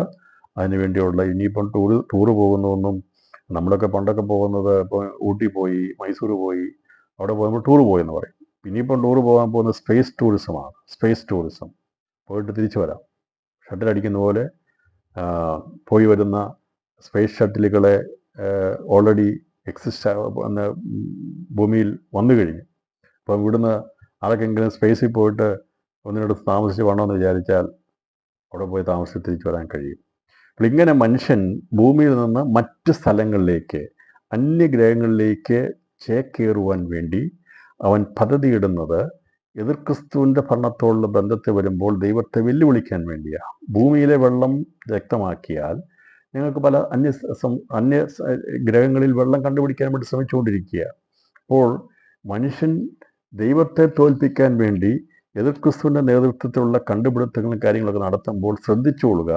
ഏതെല്ലാം ഗ്രഹങ്ങളിൽ പോയി താമസിച്ചാൽ ദൈവം പറഞ്ഞു, ഞാൻ നിന്നെ അവിടെ നിന്നെല്ലാം താഴെ ഇറക്കുമെന്ന് പറഞ്ഞു, തള്ളി താഴെയിടുമെന്ന് പറഞ്ഞു. അതുകൊണ്ടാണ് ആകാശത്തിൻ്റെ ആ ഭ്രമണപഥത്തിൻ്റെ സൗരയൂഥത്തിൻ്റെ ശക്തിയെ ദൈവം അഴിച്ചു കഴിയുമ്പോൾ ഇന്ന് കാണുന്ന സകല ശക്തികളും ഇളകിപ്പോകും. ഇവിടെ അയച്ചിരിക്കുന്ന ഉപഗ്രഹങ്ങളും സാറ്റലൈറ്റുകളും പറയുന്ന പേടകങ്ങളും എല്ലാം ഒന്നൊന്നായി നിലംപൊത്തും. കാരണം ഈ നിൽക്കുന്ന മുഴുവൻ ഇപ്പോൾ നിൽക്കുന്നത് സൗരയൂഥത്തിൻ്റെ ഭ്രമണപഥത്തിൽ നിൽക്കുന്ന ആകർഷണ ബലം കൊണ്ടാണ് നിൽക്കുന്നതെങ്കിൽ ഈ പറയുന്ന ഭൗഗോളിക ബലത്തിൻ്റെ ശക്തി മാറിക്കഴിയുമ്പോൾ ഇതെല്ലാം നിലംപൊത്തും. അതുകൊണ്ടാണ് പറയുന്നത് ഓരോന്നും മനുഷ്യനെ കണ്ടുപിടുത്തങ്ങളെല്ലാം താഴെ വീഴും. അതുകൊണ്ടാണ് ഉപഗ്രഹ സംവിധാനങ്ങൾ അത് നശിച്ചു പോകുമെന്ന് ഞാൻ കഴിഞ്ഞ ദിവസം പറഞ്ഞത്. അതുകൊണ്ടാണ് ഭൂതാത്മ ശക്തിയിലേക്കൊണ്ടുള്ള വാർത്താവിനിമയ ശൃംഖലയിലേക്ക് ലോകം മാറ്റപ്പെടുന്നത്. അപ്പോൾ ഇന്ന് നമ്മളൊക്കെ അയച്ചിരിക്കുന്ന ഉപഗ്രഹങ്ങൾ കൊണ്ടാണ് ഇന്നത്തെ നമ്മുടെ നെറ്റും കാര്യങ്ങളൊക്കെ വർക്ക് ചെയ്യുന്നത്. അപ്പോൾ അത് ഞാൻ പറഞ്ഞല്ലോ, ആധുനിക ശാസ്ത്രത്തിൻ്റെ എല്ലാ കണ്ടുപിടുത്തങ്ങളും നമ്മുടെ തലയ്ക്ക് മീതെ ഒരുപാട് കാര്യങ്ങൾ വെച്ചിട്ടുണ്ട്. അതെല്ലാം കൊണ്ടാണ് കടലിൻ്റെ അടിയിലൂടെയും ആകാശത്തിലൂടെയും ഒക്കെ ഉള്ള സംവിധാനങ്ങളിലൂടെ വലിയ കാര്യങ്ങൾ ചെയ്തെടുക്കുന്നുണ്ട്. ഈ സ്റ്റാർ വാർസ് മറ്റുള്ള കാര്യങ്ങളെക്കുറിച്ചൊക്കെ നമുക്ക് കാണാൻ സാധിക്കുന്നു. ഇതൊക്കെ വളരെ വേഗത്തിൽ ഡെവലപ്പാകും.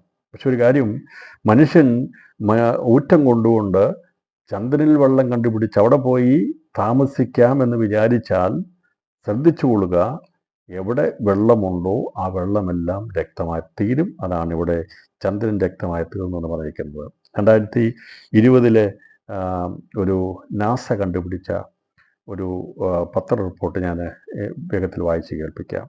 അവർ ചന്ദ്രനിൽ മുത്തുകൾക്കുള്ളിൽ വെള്ളം ഉണ്ടെന്നുള്ളത് കണ്ടുപിടിക്കാനിടയായി തീർന്നു. ചന്ദ്രൻ്റെ പ്രകാശഭരിതമായിരിക്കുന്ന സൺലൈറ്റ് പ്രതലത്തിൽ വെള്ളം കണ്ടെത്തിയെന്നാണ് നാസ 2020 അവർ പുറത്തുവിട്ട ഒരു ബുള്ളറ്റിനിൽ പറഞ്ഞിരിക്കുന്നത്. അതിൽ പറഞ്ഞിരിക്കുന്നത് ചന്ദ്രൻ്റെ ഭൂമിക്ക് അഭിമുഖമായ വശത്തെ ക്ലേപ്പിയത്ത് ക്രേറ്റർ എന്ന വൻകുഴിയിലാണ് വെള്ളം കണ്ടുപിടിച്ചിരിക്കുന്നത്. 1 ക്യൂബിക് മീറ്ററിൽ മണ്ണിൽ പരമാവധി 12 ഔൺസ്, ഏകദേശം 354.8 മില്ലി ലിറ്റർ വെള്ളം മാത്രമേ ഉള്ളൂ എന്നാണ് അവർ കണ്ടുപിടിച്ചിരിക്കുന്നത്. അതിനെക്കുറിച്ച് കമ്പയർ ചെയ്ത് പഠിക്കുകയാണെങ്കിൽ സഹാറ മരുഭൂമിയിൽ 1 ക്യൂബിക് മീറ്റർ എന്ന് പറഞ്ഞാൽ 1 മീറ്റർ ക്യൂബുള്ള വെള്ളത്തിൽ അവർ കണ്ടുപിടിച്ചിരിക്കുന്ന വെള്ളത്തിൻ്റെ അളവ് ഇതിനേക്കാൾ 100 മടങ്ങ് കൂടുതലാണ്. സഹാറ മരുഭൂമിയിലെ 1 ക്യൂബിക് മീറ്റർ മണ്ണെടുത്ത് അതിന് വെള്ളത്തിൻ്റെ അംശം നോക്കിയാൽ ഇവിടെ ചന്ദ്രനിൽ കണ്ടുപിടിച്ചിരിക്കുന്ന വെള്ളത്തേക്കാൾ 100 മടങ്ങ് കൂടുതലുണ്ടെന്നാണ് പറഞ്ഞിരിക്കുന്നത്. എന്തായാലും വെള്ളത്തിൻ്റെ അംശം, വെള്ളമുണ്ട്. അങ്ങനെയുള്ള വെള്ളത്തിൻ്റെ സ്ഥലങ്ങൾ കണ്ടുപിടിച്ച് കഴിയുമ്പോൾ അവിടെ ജീവിക്കാൻ പറ്റും എന്നുള്ളതാണ് വെളിപ്പെടുത്തുന്നത്. അപ്പോൾ ചന്ദ്രൻ ജീവിക്കാൻ പറ്റുന്ന നിലവാരത്തിലേക്ക് മനുഷ്യൻ മാറ്റിയെടുക്കും. അവിടെയുള്ള വെള്ളത്തെ ഉപയോഗിക്കും. ചൊവ്വ, മറ്റുള്ള ഗ്രഹങ്ങൾ അവർ നോക്കുന്നത് ജലത്തിൻ്റെ ജലഖനികളുണ്ടോ, ജലമുണ്ടോ, അത് ഓക്സിജൻ ഉണ്ടോ എന്നൊക്കെയുള്ള ആ രീതിയിലേക്ക്. വെള്ളമുണ്ടെങ്കിൽ അതിനെ വിഭജിച്ചാൽ ഹൈഡ്രജനും ഓക്സിജനൊക്കെ വേർതിരിക്കപ്പെടാൻ ഇടയാത്തരും. ഞാൻ പറഞ്ഞത് ശാസ്ത്രത്തിൻ്റെ മികവിൽ നിന്ന് ഹൈഡ്രജനും ഓക്സിജനും കൂട്ടി അത് വെള്ളമുണ്ടാക്കാനായിട്ട് സാധിക്കുന്നുണ്ട്. നമുക്കറിയാം, പല ആശുപത്രികളിലും ഹൈഡ്രജനും ഓക്സിജനും കൂടെ സംയോജിപ്പിച്ച് വെള്ളം കൊടുക്കുന്ന പല ഉപകരണങ്ങളും പല സ്ഥലങ്ങളിലും സ്ഥാപിച്ചിട്ടുണ്ട്. അങ്ങനെയാണെങ്കിൽ വെള്ളം കണ്ടുപിടിച്ച് കഴിഞ്ഞാൽ വെള്ളത്തിൽ നിന്ന് ഹൈഡ്രജനും ഓക്സിജനും വിഘടിപ്പിച്ച് അവിടെ ഓക്സിജൻ ഇല്ലെങ്കിൽ മനുഷ്യന് അവിടെ ഓക്സിജൻ കിട്ടത്തക്ക രീതിയിലുള്ള കണ്ടുപിടുത്തങ്ങളിലേക്ക് വരും. ഇതെല്ലാം കാണിക്കുന്നത് മനുഷ്യൻ ദൈവം പറഞ്ഞിരിക്കുന്ന കാര്യങ്ങളെ, നിത്യതയോടുള്ള ബന്ധത്തിലുള്ള വിഷയങ്ങൾക്ക് ഊന്നൽ കൊടുക്കാതെ ഇവിടെ ദൈവം കൊടുത്തിരിക്കുന്ന താൽക്കാലികമായിരിക്കുന്ന ഭൗമിക ജീവിതത്തിന് വേണ്ടി അത് എത്രമാത്രമുണ്ടോ അത്രത്തോളം കാലം പറഞ്ഞ മനുഷ്യന് രക്ഷപ്പെടാൻ കഴിയത്തില്ല. പക്ഷേ അത്രത്തോളം കാലം അവൻ്റെ ഇഷ്ടത്തിനും മ്ലേച്ഛതയിൽ ജീവിക്കാൻ വേണ്ടിയുള്ള തത്രപ്പാടിലായിരിക്കും എതിർക്രിസ്തുവിൻ്റെ ഭരണത്തിലേക്ക് ലോകം നീങ്ങിക്കൊണ്ടിരിക്കുന്നത്. ഞാനൊന്നുകൂടെ പറയാം, വിശുദ്ധിയെ തികച്ചുകൊണ്ട് നിത്യതയ്ക്ക് വേണ്ടി ഒരുങ്ങുക എന്നുള്ളതാണ് ദൈവത്തിൻ്റെ വചനവും പ്രമാണവും പറയുന്നത്. മനുഷ്യൻ വിശുദ്ധനായി ജീവിക്കണം, അവൻ വിശുദ്ധി കാത്തു സൂക്ഷിക്കണം.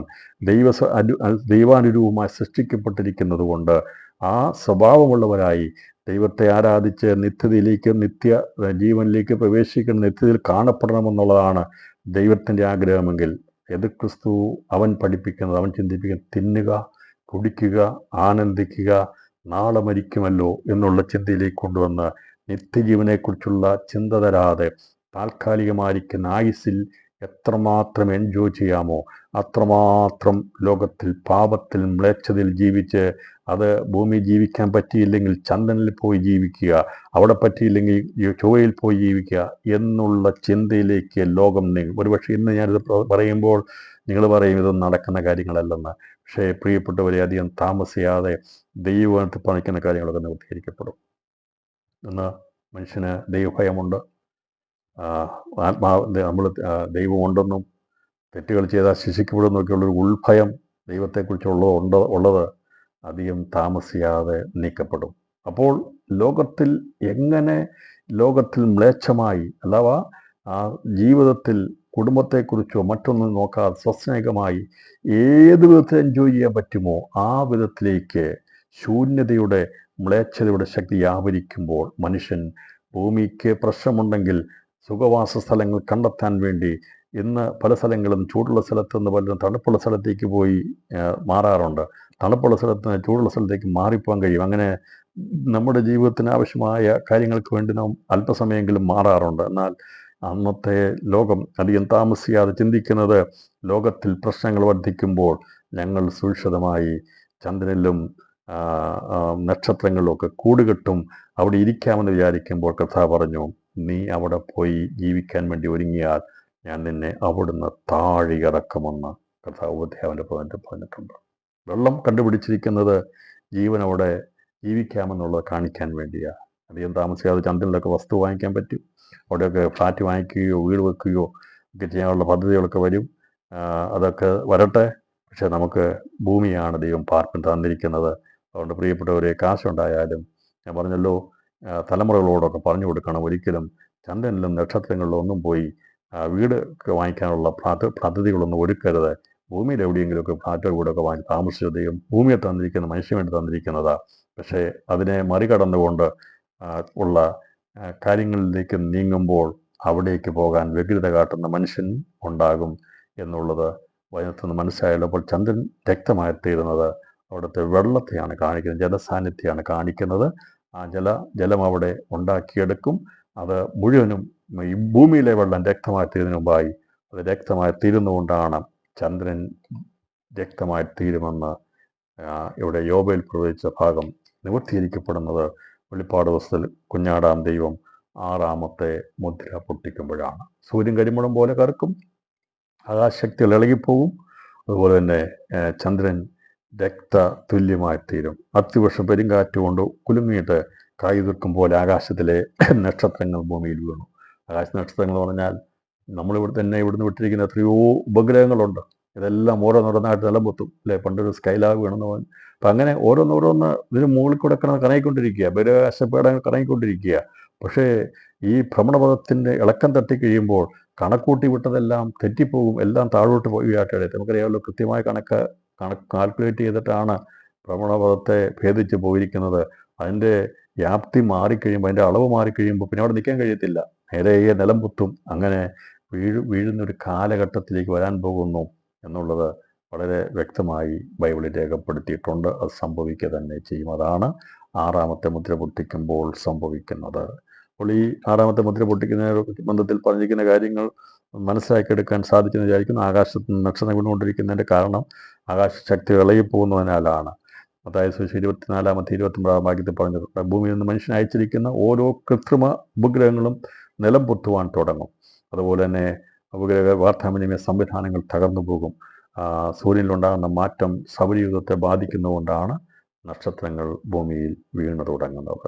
പറഞ്ഞാൽ നക്ഷത്രവും അതിനോടനുബന്ധമായിരിക്കുന്ന കാര്യങ്ങളൊക്കെ ഭൂമിയിലേക്ക് കൊണ്ടിരിക്കുന്നത് ഈ പറയുന്ന മാറ്റങ്ങൾ സംഭവിക്കുന്നതുകൊണ്ടാണ് എന്നുള്ളത് ദൈവത്തിൽ വ്യക്തമായി രേഖപ്പെടുത്തിയിരിക്കുന്നു. ഇപ്പം ഭൂകമ്പം ഉണ്ടാകും, മാറ്റങ്ങളുണ്ടാകും. അതിനോടനുബന്ധമായി നടക്കുന്നത് പുസ്തകച്ചുരുൾ ചൂട്ടും പോലെ ആകാശം മാറിപ്പോയി, എല്ലാ മലയും ദ്വീപും സ്വസ്ഥാനത്ത് നിന്ന് ഇളകിപ്പോയി. അപ്പോൾ ഈ പറയുന്ന പ്രവചനങ്ങളെക്കുറിച്ച് 6ാമത്തെ മുദ്ര പൊട്ടിക്കുന്ന സമയത്ത് പ്രപഞ്ചത്തിൽ വരുന്ന മാറ്റങ്ങൾ, ആകാശത്ത് വരുന്ന മാറ്റങ്ങൾ, ചന്ദ്രനിൽ വരുന്ന മാറ്റങ്ങൾ, സൂര്യനിൽ വരുന്ന മാറ്റങ്ങളൊക്കെ ദൈവാത്മാവ് വെളിപ്പെടുത്തിയിരിക്കുന്നു. അതാണ് ഇവിടെ ഓരോന്നായി രേഖപ്പെടുത്തിയിരിക്കുന്നത്. ഹഗായി പ്രവചനം 2-ാം അധ്യായം 6-ാം വാക്യവും എബ്രായർക്കെഴുതിയ ലേഖനം 12-ാം അധ്യായം 26-28 വാക്യങ്ങൾ വായിക്കുമ്പോൾ ഇവിടെ പറഞ്ഞിരിക്കുന്ന കാര്യങ്ങൾ അന്ന് നേരത്തെ പ്രവചിച്ച കാര്യങ്ങൾ നിവർത്തിയിരിക്കപ്പെടുന്ന കാലഘട്ടമാണെന്ന് മനസ്സിലാകും. ഹഗായി പ്രവചിച്ചു, ഇനി കുറഞ്ഞൊന്ന് കഴിഞ്ഞിട്ട് ഞാൻ ആകാശത്തെയും ഭൂമിയെയും കടലിനെയും കരയെയും ഇളക്കും. അപ്പോൾ എന്തുകൊണ്ടാണ് ഇതിനെ ഇളക്കെന്ന് ചോദിച്ചാൽ, ഇളകാത്ത രാജ്യം സ്ഥാപിതമാക്കുന്നതിന് മുമ്പ് ഇളകി മാറി വേണ്ടതല്ല, ഇളകി മാറിപ്പോകണം. അപ്പം ആകാശം ഭൂമിയെ ഇളക്കി സമുദ്രത്തെ ഇളക്കുന്നത് എല്ലാം ഇളകി മാറിപ്പോകാനുള്ളതാണ്. ഇവിടെ എതിർ ക്രിസ്തു അവൻ തൻ്റെ സാമ്രാജ്യത്വം ഉറപ്പിക്കാൻ വേണ്ടി ശ്രമിക്കുമ്പോൾ ദൈവം പറയും, നീ ഇരിക്കുന്ന ഭൂമി മാത്രമല്ല, നിനക്ക് മീതെയുള്ള ആകാശത്തെയും സമുദ്രത്തെയും എല്ലാം ദൈവം ഇളക്കുവാൻ തുടങ്ങും. ഹഗായി പ്രവചിച്ചല്ലോ, ഇനി കുറഞ്ഞെന്ന് കഴിഞ്ഞിട്ട് ഞാൻ ആകാശത്തെയും ഭൂമിയെയും കടലിലെയും കരയെയും ഇളക്കും. കർത്താവ് പറഞ്ഞിരിക്കുന്ന വചനം നിവൃത്തിയിരിക്കപ്പെടുന്നത്, ഹഗായി പ്രവചിച്ച പ്രവചനം നിവൃത്തിയിരിക്കപ്പെടുന്നത് ഈ കർത്താവിൻ്റെ 2ാമത്തെ വചനവും നടക്കുന്ന സംഭവങ്ങളുടെ ബന്ധത്തിലാണ് രേഖപ്പെടുത്തിയിരിക്കുന്നത്. അപ്പോൾ ഭൂമിയിൽ വീണു. പുസ്തകച്ചുരുൾ ചൂട്ടും പോലെ ആകാശം മാറിപ്പോയി. എല്ലാ മലയും ദ്വീപും സ്വസ്ഥാനത്ത് നിന്ന് ഇളകിപ്പോയി. അപ്പം ദ്വീപുകൾ, കടലിന് ഇളക്കമുണ്ടാകുന്നതുകൊണ്ടാണ് ദ്വീപുകൾക്ക് ഇളക്കമുണ്ടാകുന്നത്. ഇനി ഇതെന്തിനാ വേണ്ടിയാണെന്ന് ചോദിച്ചാൽ, മലകളൊക്കെ നിലം പൊത്തണം, ദ്വീപുകളെല്ലാം ദൂരേക്ക് ഓടിപ്പോകണം, കർത്താവിൻ്റെ രണ്ടാമത്തെ വരുന്ന മുമ്പ് പ്രവചിച്ച പ്രവചനം നിവൃത്തിയാകാൻ വേണ്ടിയുള്ള ഇളക്കങ്ങൾ കൊടുക്കുകയാണ്. അപ്പോൾ ഇത് ഇളകി നിൽക്കുന്നേ ഉള്ളൂ. ആകാശം മാറിപ്പോയിട്ടില്ല. ആകാശം പുസ്തക ചുരുട്ടും പോലെ ചുരുട്ടി വെച്ചിട്ടേ ഉള്ളൂ. ആകാശം മാറിപ്പോകുന്നത് പിന്നീടാണ്. ആകാശം കത്തി എഴുതിയപ്പെടുന്നത് പിന്നീടാണ്. എന്നാൽ ഇപ്പോൾ ഇവിടെ സംഭവിക്കുന്നത് പുസ്തക ചുരുട്ടും പോലെ ആകാശം ചുരുട്ടി വെക്കുകയാണ് ചെയ്യുന്നത്. അത് പ്രവചനാത്മാവിൽ ദൈവാത്മാവ് പറഞ്ഞിരിക്കുന്ന കാര്യമാണ്. അപ്പോൾ അത് സംഭവിക്കുക തന്നെ ചെയ്യും. അതുകൊണ്ട് എബ്രായ ലേഖനം 12:26 മുതൽ വായിക്കുമ്പോൾ, അവൻ്റെ ശബ്ദം വന്ന് ഭൂമിയെ ഇളക്കി, ഇപ്പോഴോ ഞാൻ ഇനി ഒരിക്കൽ ഭൂമിയെ മാത്രമല്ല ആകാശത്തെയും ഇളക്കും എന്ന് വാഗ്ദാനം ചെയ്തു. ഇനി ഒരിക്കൽ എന്നത് ഇളക്കമില്ലാത്ത നിലനിൽക്കേണ്ട നിർമ്മിതമായ ഇളക്കമുള്ളതിന് മാറ്റം വരുമെന്ന് സൂചിപ്പിക്കുന്നു. ആകയാൽ ഇളകാത്ത രാജ്യം പ്രാപിക്കുന്നതുകൊണ്ട് നാം നന്ദിയുള്ളവരായി ദൈവത്തിന് പ്രസാദം പരിമാറ് ഭക്തിയോടും ഭയത്തോടും കൂടെ സേവ ചെയ്യുക. ഇതെല്ലാം സംഭവിക്കുന്നത് നന്മയ്ക്ക് വേണ്ടിയാണ്. കാരണം ഇത് ദൈവം സൃഷ്ടിച്ചിരിക്കുന്ന ആകാശത്തിന് ഭൂമിക്ക് ഒരു കാലപരിധിയുണ്ട്. അപ്പം അത് പൂർത്തീകരിക്കപ്പെടാൻ പോകുന്നു എന്നുള്ളതിൻ്റെ സൂചനകൾ വ്യക്തമാക്കുമ്പോൾ, കർത്താവ് രണ്ടാമത്തെ വരവോടുകൂടി ഇത് സംഭവിച്ചു തുടങ്ങും. അന്ന് കർത്താവ് വരുമ്പോൾ അവൻ ഇളകാത്ത രാജ്യമാണ് സ്ഥാപിക്കുന്നത്. ഇത് ക്രിസ്തുവിൻ്റെ എല്ലാ തന്ത്രങ്ങളും ഉപയോഗിച്ചുകൊണ്ട് സാത്താൻ അവൻ്റെ സാമ്രാജ്യത്തെ ഉറപ്പിക്കുവാൻ ശ്രമിക്കുമ്പോൾ അവന് ഇളക്കം തട്ടും. ഭൂമിയിൽ മാത്രമല്ല, ആകാശത്തിൽ, സമുദ്രത്തിൽ, കരയെയും കടലിനെയും എല്ലാം ഇളക്കുന്ന ഒരു അനുഭവത്തിലേക്ക് ഉണ്ടാകുമെന്ന് രേഖപ്പെടുത്തി. യെശയ്യാവ് പ്രവചനം 34-ാം അധ്യായം 4-ാം വാക്യത്തിൽ, ഈ വെളിപ്പാട് പുസ്തകം 6-ാം അധ്യായം 14-ാം വാക്യത്തിൽ പറഞ്ഞിരിക്കുന്ന കാര്യങ്ങളുള്ള ബന്ധത്തിൽ പ്രവചനാത്മാവിൽ നേരത്തെ രേഖപ്പെടുത്തിയിട്ടുണ്ട്. യെശയ്യാവ് രേഖപ്പെടുത്തി ഇപ്രകാരം, ആകാശത്തിലെ സൈന്യമെല്ലാം അലിഞ്ഞു പോകും, ആകാശവും ഒരു ചുരുൾ പോലെ ചുരുണ്ടുപോകും, അതിലെ സൈന്യമൊക്കെ മുന്തിരിവള്ളിയുടെ ഇല വാടി പൊഴിയുന്ന പോലെയും അത്തിവൃക്ഷത്തിൻ്റെ കായെ വാടിപ്പൊഴിയുന്ന പോലെയും പൊഴിഞ്ഞു പോകും. അപ്പോൾ യോബേൽ പ്രവചിച്ചു, യെശയ്യാവ് പ്രവചിച്ചു. ഈ പ്രവചനങ്ങളൊക്കെ ഇന്നു വരെ നിവൃത്തിയായിട്ടില്ല. എന്നാൽ അത് നിവൃത്തിയാകുന്നത് കുഞ്ഞാടാം ദൈവം 6-ാമത്തെ മുദ്ര പൊട്ടിക്കുമ്പോഴാണ്. എന്നെ കേൾക്കുന്ന പ്രിയപ്പെട്ടവരെ, ഇന്ന് രാത്രി ഞാൻ ഈ സന്ദേശം അവസാനിപ്പിക്കുമ്പോൾ, അത് ദൈവത്തിൽ പറഞ്ഞിരിക്കുന്ന കാര്യങ്ങൾ നിവൃത്തിയാകും. പഴയ നിയമത്തിൽ പറഞ്ഞിരിക്കുന്ന പ്രവചനങ്ങൾ ഏതെങ്കിലും സാങ്കല്പികതകൾ എഴുതി വച്ചിരിക്കുന്നതല്ല. പരന്ന ഒരു ഭൂമിയെ സൃഷ്ടിച്ച കളിയാക്കുന്ന അനേകരുണ്ട്. ബൈബിളിനെ കുറിച്ച് പറയുമ്പോൾ 7 ദിവസം കൊണ്ട് പരന്ന ഒരു ഭൂമിയെ സൃഷ്ടിച്ച് അതിൽ കുറേ ഉൽപ്പന്നങ്ങൾ ഉണ്ടാക്കിയ ഒരു മണ്ടത്തരം എഴുതി വെച്ചിരിക്കുന്ന പുസ്തകമാണെന്ന് ആരെങ്കിലും പറയുന്നുണ്ടെങ്കിൽ ഇന്ന് രാത്രി മനസ്സിലാക്കിക്കൊള്ളുക. പരന്ന ഭൂമിയെ അവൻ ഭൂപരപ്പനെ ഉണ്ടാക്കിയിട്ടുണ്ട് മനുഷ്യനെ വസിക്കാൻ വേണ്ടി. എന്നാൽ ഇതിൻ്റെ അകവും പുറവും മുകളും എല്ലാം ഉണ്ടാക്കിയവൻ അവൻ നേരത്തെ തന്നെ പ്ലാൻ ചെയ്ത് വെച്ചിരിക്കുന്ന എല്ലാം നിവൃത്തിയാകും. അതുകൊണ്ട് ഇത് മണ്ടത്തരം വിളമ്പിയിരിക്കുന്ന ഒരു പുസ്തകമല്ല. ദൈവവചനത്തിനകത്ത് മനുഷ്യൻ്റെ ചരിത്രത്തിൽ അവന് മനസ്സിലാക്കിയെടുക്കാവുന്ന രീതിയിൽ കാര്യങ്ങളെ കഥ ക്രമീകരിച്ചിട്ടുണ്ട്. അതുകൊണ്ട് ഇന്ന് കാണുന്ന ആകാശം ഭൂമിയുമെല്ലാം അത് മാറിപ്പോകുമെന്നാൽ മാറിപ്പോകാത്ത ദൈവത്തിൻ്റെ വചനമുണ്ട്, ഇളകാത്ത രാജ്യമുണ്ട്. ഇവിടെ നിലനിൽക്കുന്ന നഗരമില്ല, ഇവിടെ നിലനിൽക്കുന്ന രാജ്യമില്ല. എന്നാൽ നിലനിൽക്കുന്ന എന്നേക്കുമുള്ള ഒരു രാജ്യം സ്ഥാപിക്കുവാൻ നിത്യതയ്ക്ക് വേണ്ടി യേശു കർത്താവ് വന്ന് അവൻ തൻ്റെ ജീവൻ തന്ന് അവൻ അടിസ്ഥാനക്കല്ലായി തീർന്ന് പണിതിരിക്കുന്നത് മാത്രമേ നിലനിൽക്കുകയുള്ളൂ. ഭൂമിയിലെ സകലതും നിലംപൊത്തും. ഇവിടെ കാണുന്ന സകല സാമ്രാജ്യത്വ ശക്തികളും സകല വിശ്വാസങ്ങളും സകലതും നിലംപൊത്തും. എന്നാൽ ഒരിക്കലും നിലംപൊത്താതെ ഇളകാതെ നിൽക്കുന്നത് കുഞ്ഞാടിൻ്റെ രക്തത്താൽ സ്ഥാപിതമായിരിക്കുന്ന ദൈവസഭയും നിത്യജീവന് വേണ്ടി ഒരുക്കപ്പെടുന്നവരും അതെ അവനാകുന്ന കല്ലിനാൽ പണിയപ്പെടുന്നത് നിലനിൽക്കുകയുള്ളൂ. അതുകൊണ്ട് ഇളകാത്ത രാജ്യം പ്രാപിക്കാൻ വേണ്ടി ദിവസങ്ങളിൽ ഏൽപ്പിച്ചു കൊടുക്കാം. കർത്താവ് അതിൻ്റെ കാര്യങ്ങളെ ചെയ്യുമ്പോൾ ഇളകാൻ പോകുന്ന രാജ്യങ്ങളെ ഇളക്കി മാറ്റും. ഈ സാമ്രാജ്യത്വങ്ങൾ ഇളകി മാറും. പ്രപഞ്ചം അത് ആടി ഉലയും. ഈ ദിവസങ്ങളിൽ അത് ദൈവം പഠിപ്പിക്കുമ്പോൾ നാം മനസ്സിലാകേണ്ടത് മുകളിൽ കാണുന്നതെല്ലാം അഴിഞ്ഞു പോകാനുള്ളതാണ്. പുസ്തകം ചുരുട്ടും പോലെ ആകാശം ചുരുട്ടിവെക്കും. അത് പ്രിയപ്പെട്ടവരെ, വചനത്തിൽ പറയുന്ന കാര്യങ്ങളൊക്കെ നിവൃത്തിയാകും. ചന്ദ്രൻ രക്തമായി തീരും, സൂര്യൻ ഇരുണ്ടുപോകും. ദൈവത്തിൽ പറഞ്ഞിരിക്കുന്ന പോലെ ഉപഗ്രഹങ്ങളും നക്ഷത്രങ്ങളും അയച്ചിരിക്കുന്ന കാര്യങ്ങളെല്ലാം ആകാശത്തിൻ്റെ ശക്തി ഇളകിപ്പോകുന്നതുകൊണ്ട് താഴെ വീഴുവാനിടയത്തരും. മനുഷ്യൻ എന്ത് ഭവിക്കുന്നു എന്നുള്ള ഭയത്തോടുകൂടി വല്ലാത്ത നിരാശയോടുകൂടിയ പരിഭ്രമമുണ്ടാകും. അത് ഇപ്പോൾ നടക്കുന്ന സംഭവങ്ങളല്ല. അത് സംഭവിക്കേണ്ടത് ദൈവസഭ എടുക്കപ്പെട്ട ശേഷം മാത്രമേ അത് സംഭവിക്കുകയുള്ളൂ. വെളിപ്പാട് പുസ്തകത്തിൽ പറഞ്ഞിരിക്കുന്ന ഒരു കാര്യം പോലും ദൈവസഭ എടുക്കപ്പെടുന്നതിന് മുമ്പ് സംഭവിക്കുകയില്ല എന്ന് ഒരിക്കൽ കൂടി ആവർത്തിച്ചു പറഞ്ഞുകൊണ്ട് ആരെങ്കിലും പറയുന്നതോ പഠിപ്പിക്കുന്നതോ കേട്ടുകൊണ്ട് ഇളകിപ്പോകരുതെന്നുള്ള സന്ദേശം ദൈവാത്മാവിൻ്റെ അറിയിപ്പ് പ്രവചനാത്മാവിൽ അറിയിച്ചുകൊണ്ട് ഞാൻ ഇന്നത്തെ വചനത്തിൽ വിരാമപ്പെടുന്നു. കാരണം ഇതൊന്നും ഇതുവരെ സംഭവിച്ചിട്ടില്ല, സംഭവിക്കേണ്ടതാണ്. അത് സംഭവിക്കേണ്ട സമയം എപ്പോഴാണ്? പഴയ നിയമത്തിൽ പ്രവാചകന്മാർ പറയുന്ന പ്രവചനം എന്ന് നിവൃത്തിയാകും എന്ന് ചോദിച്ചാൽ ഈ പറയുന്ന വെളിപ്പാട് പുസ്തക പഠനത്തിൽ നിന്ന് മനസ്സിലാക്കിയ ഭാവി കാലത്ത് സംഭവിക്കേണ്ടതാണ്. ഭൂകമ്പം എന്നാണ് കർത്താവ് ഭൂകമ്പം എന്നാണ് ഉണ്ടാകുന്നത്, പുസ്തകച്ചുള്ള എന്നാണ് അതുപോലെ ആകാശം ചുരുട്ടി വയ്ക്കുന്നത്, ചന്ദ്രൻ നിന്ന് അത് രക്തതുല്യമായി തീരും എന്നാണ്, സൂര്യൻ നീണ്ടുപോകുന്നതൊക്കെ വളരെ വ്യക്തമായി രേഖപ്പെടുത്തിയിട്ടുണ്ട്. അതുകൊണ്ടാണ് കുഞ്ഞാട് മുദ്രകൾ പൊട്ടിക്കുന്ന സമയത്ത് ഓരോന്നും അതിൻ്റെ സമയത്ത് നടക്കുന്നതിനെക്കുറിച്ചുള്ള വ്യക്തത സുവിശേഷത്തിൽ നിന്നും പഴയ നിയമത്തിൻ്റെ പ്രവചനത്തിൽ നിന്നും വെളിപ്പെടുത്തി വെളിപ്പാട് പുസ്തകത്തിൽ ഭാവികാല സംഭവത്തോടുള്ള ബന്ധത്തിൽ പരിശ്രമം വെളിപ്പെടുത്തിയതുകൊണ്ട് സംശയം കൂടാതെ ദിവസങ്ങളിൽ ഇളകാത്ത രാജ്യം പ്രാപിപ്പാൻ നമ്മുടെ കർത്താവിൽ നമുക്ക് ആശ്രയിക്കാം. ക്രിസ്തുവാകുന്ന അടിസ്ഥാനക്കല്ലിനോട് ചേർത്ത് പണിയപ്പെടുവാൻ, നിത്യതയ്ക്ക് വേണ്ടി ഒരുക്കപ്പെടുവാൻ, ഈ ലോകത്തിൻ്റെ താൽക്കാലികമായിരിക്കുന്ന ജീവിതത്തിന് വേണ്ടി അല്ല ഞാനും നിങ്ങളും ഒരുങ്ങേണ്ടത്.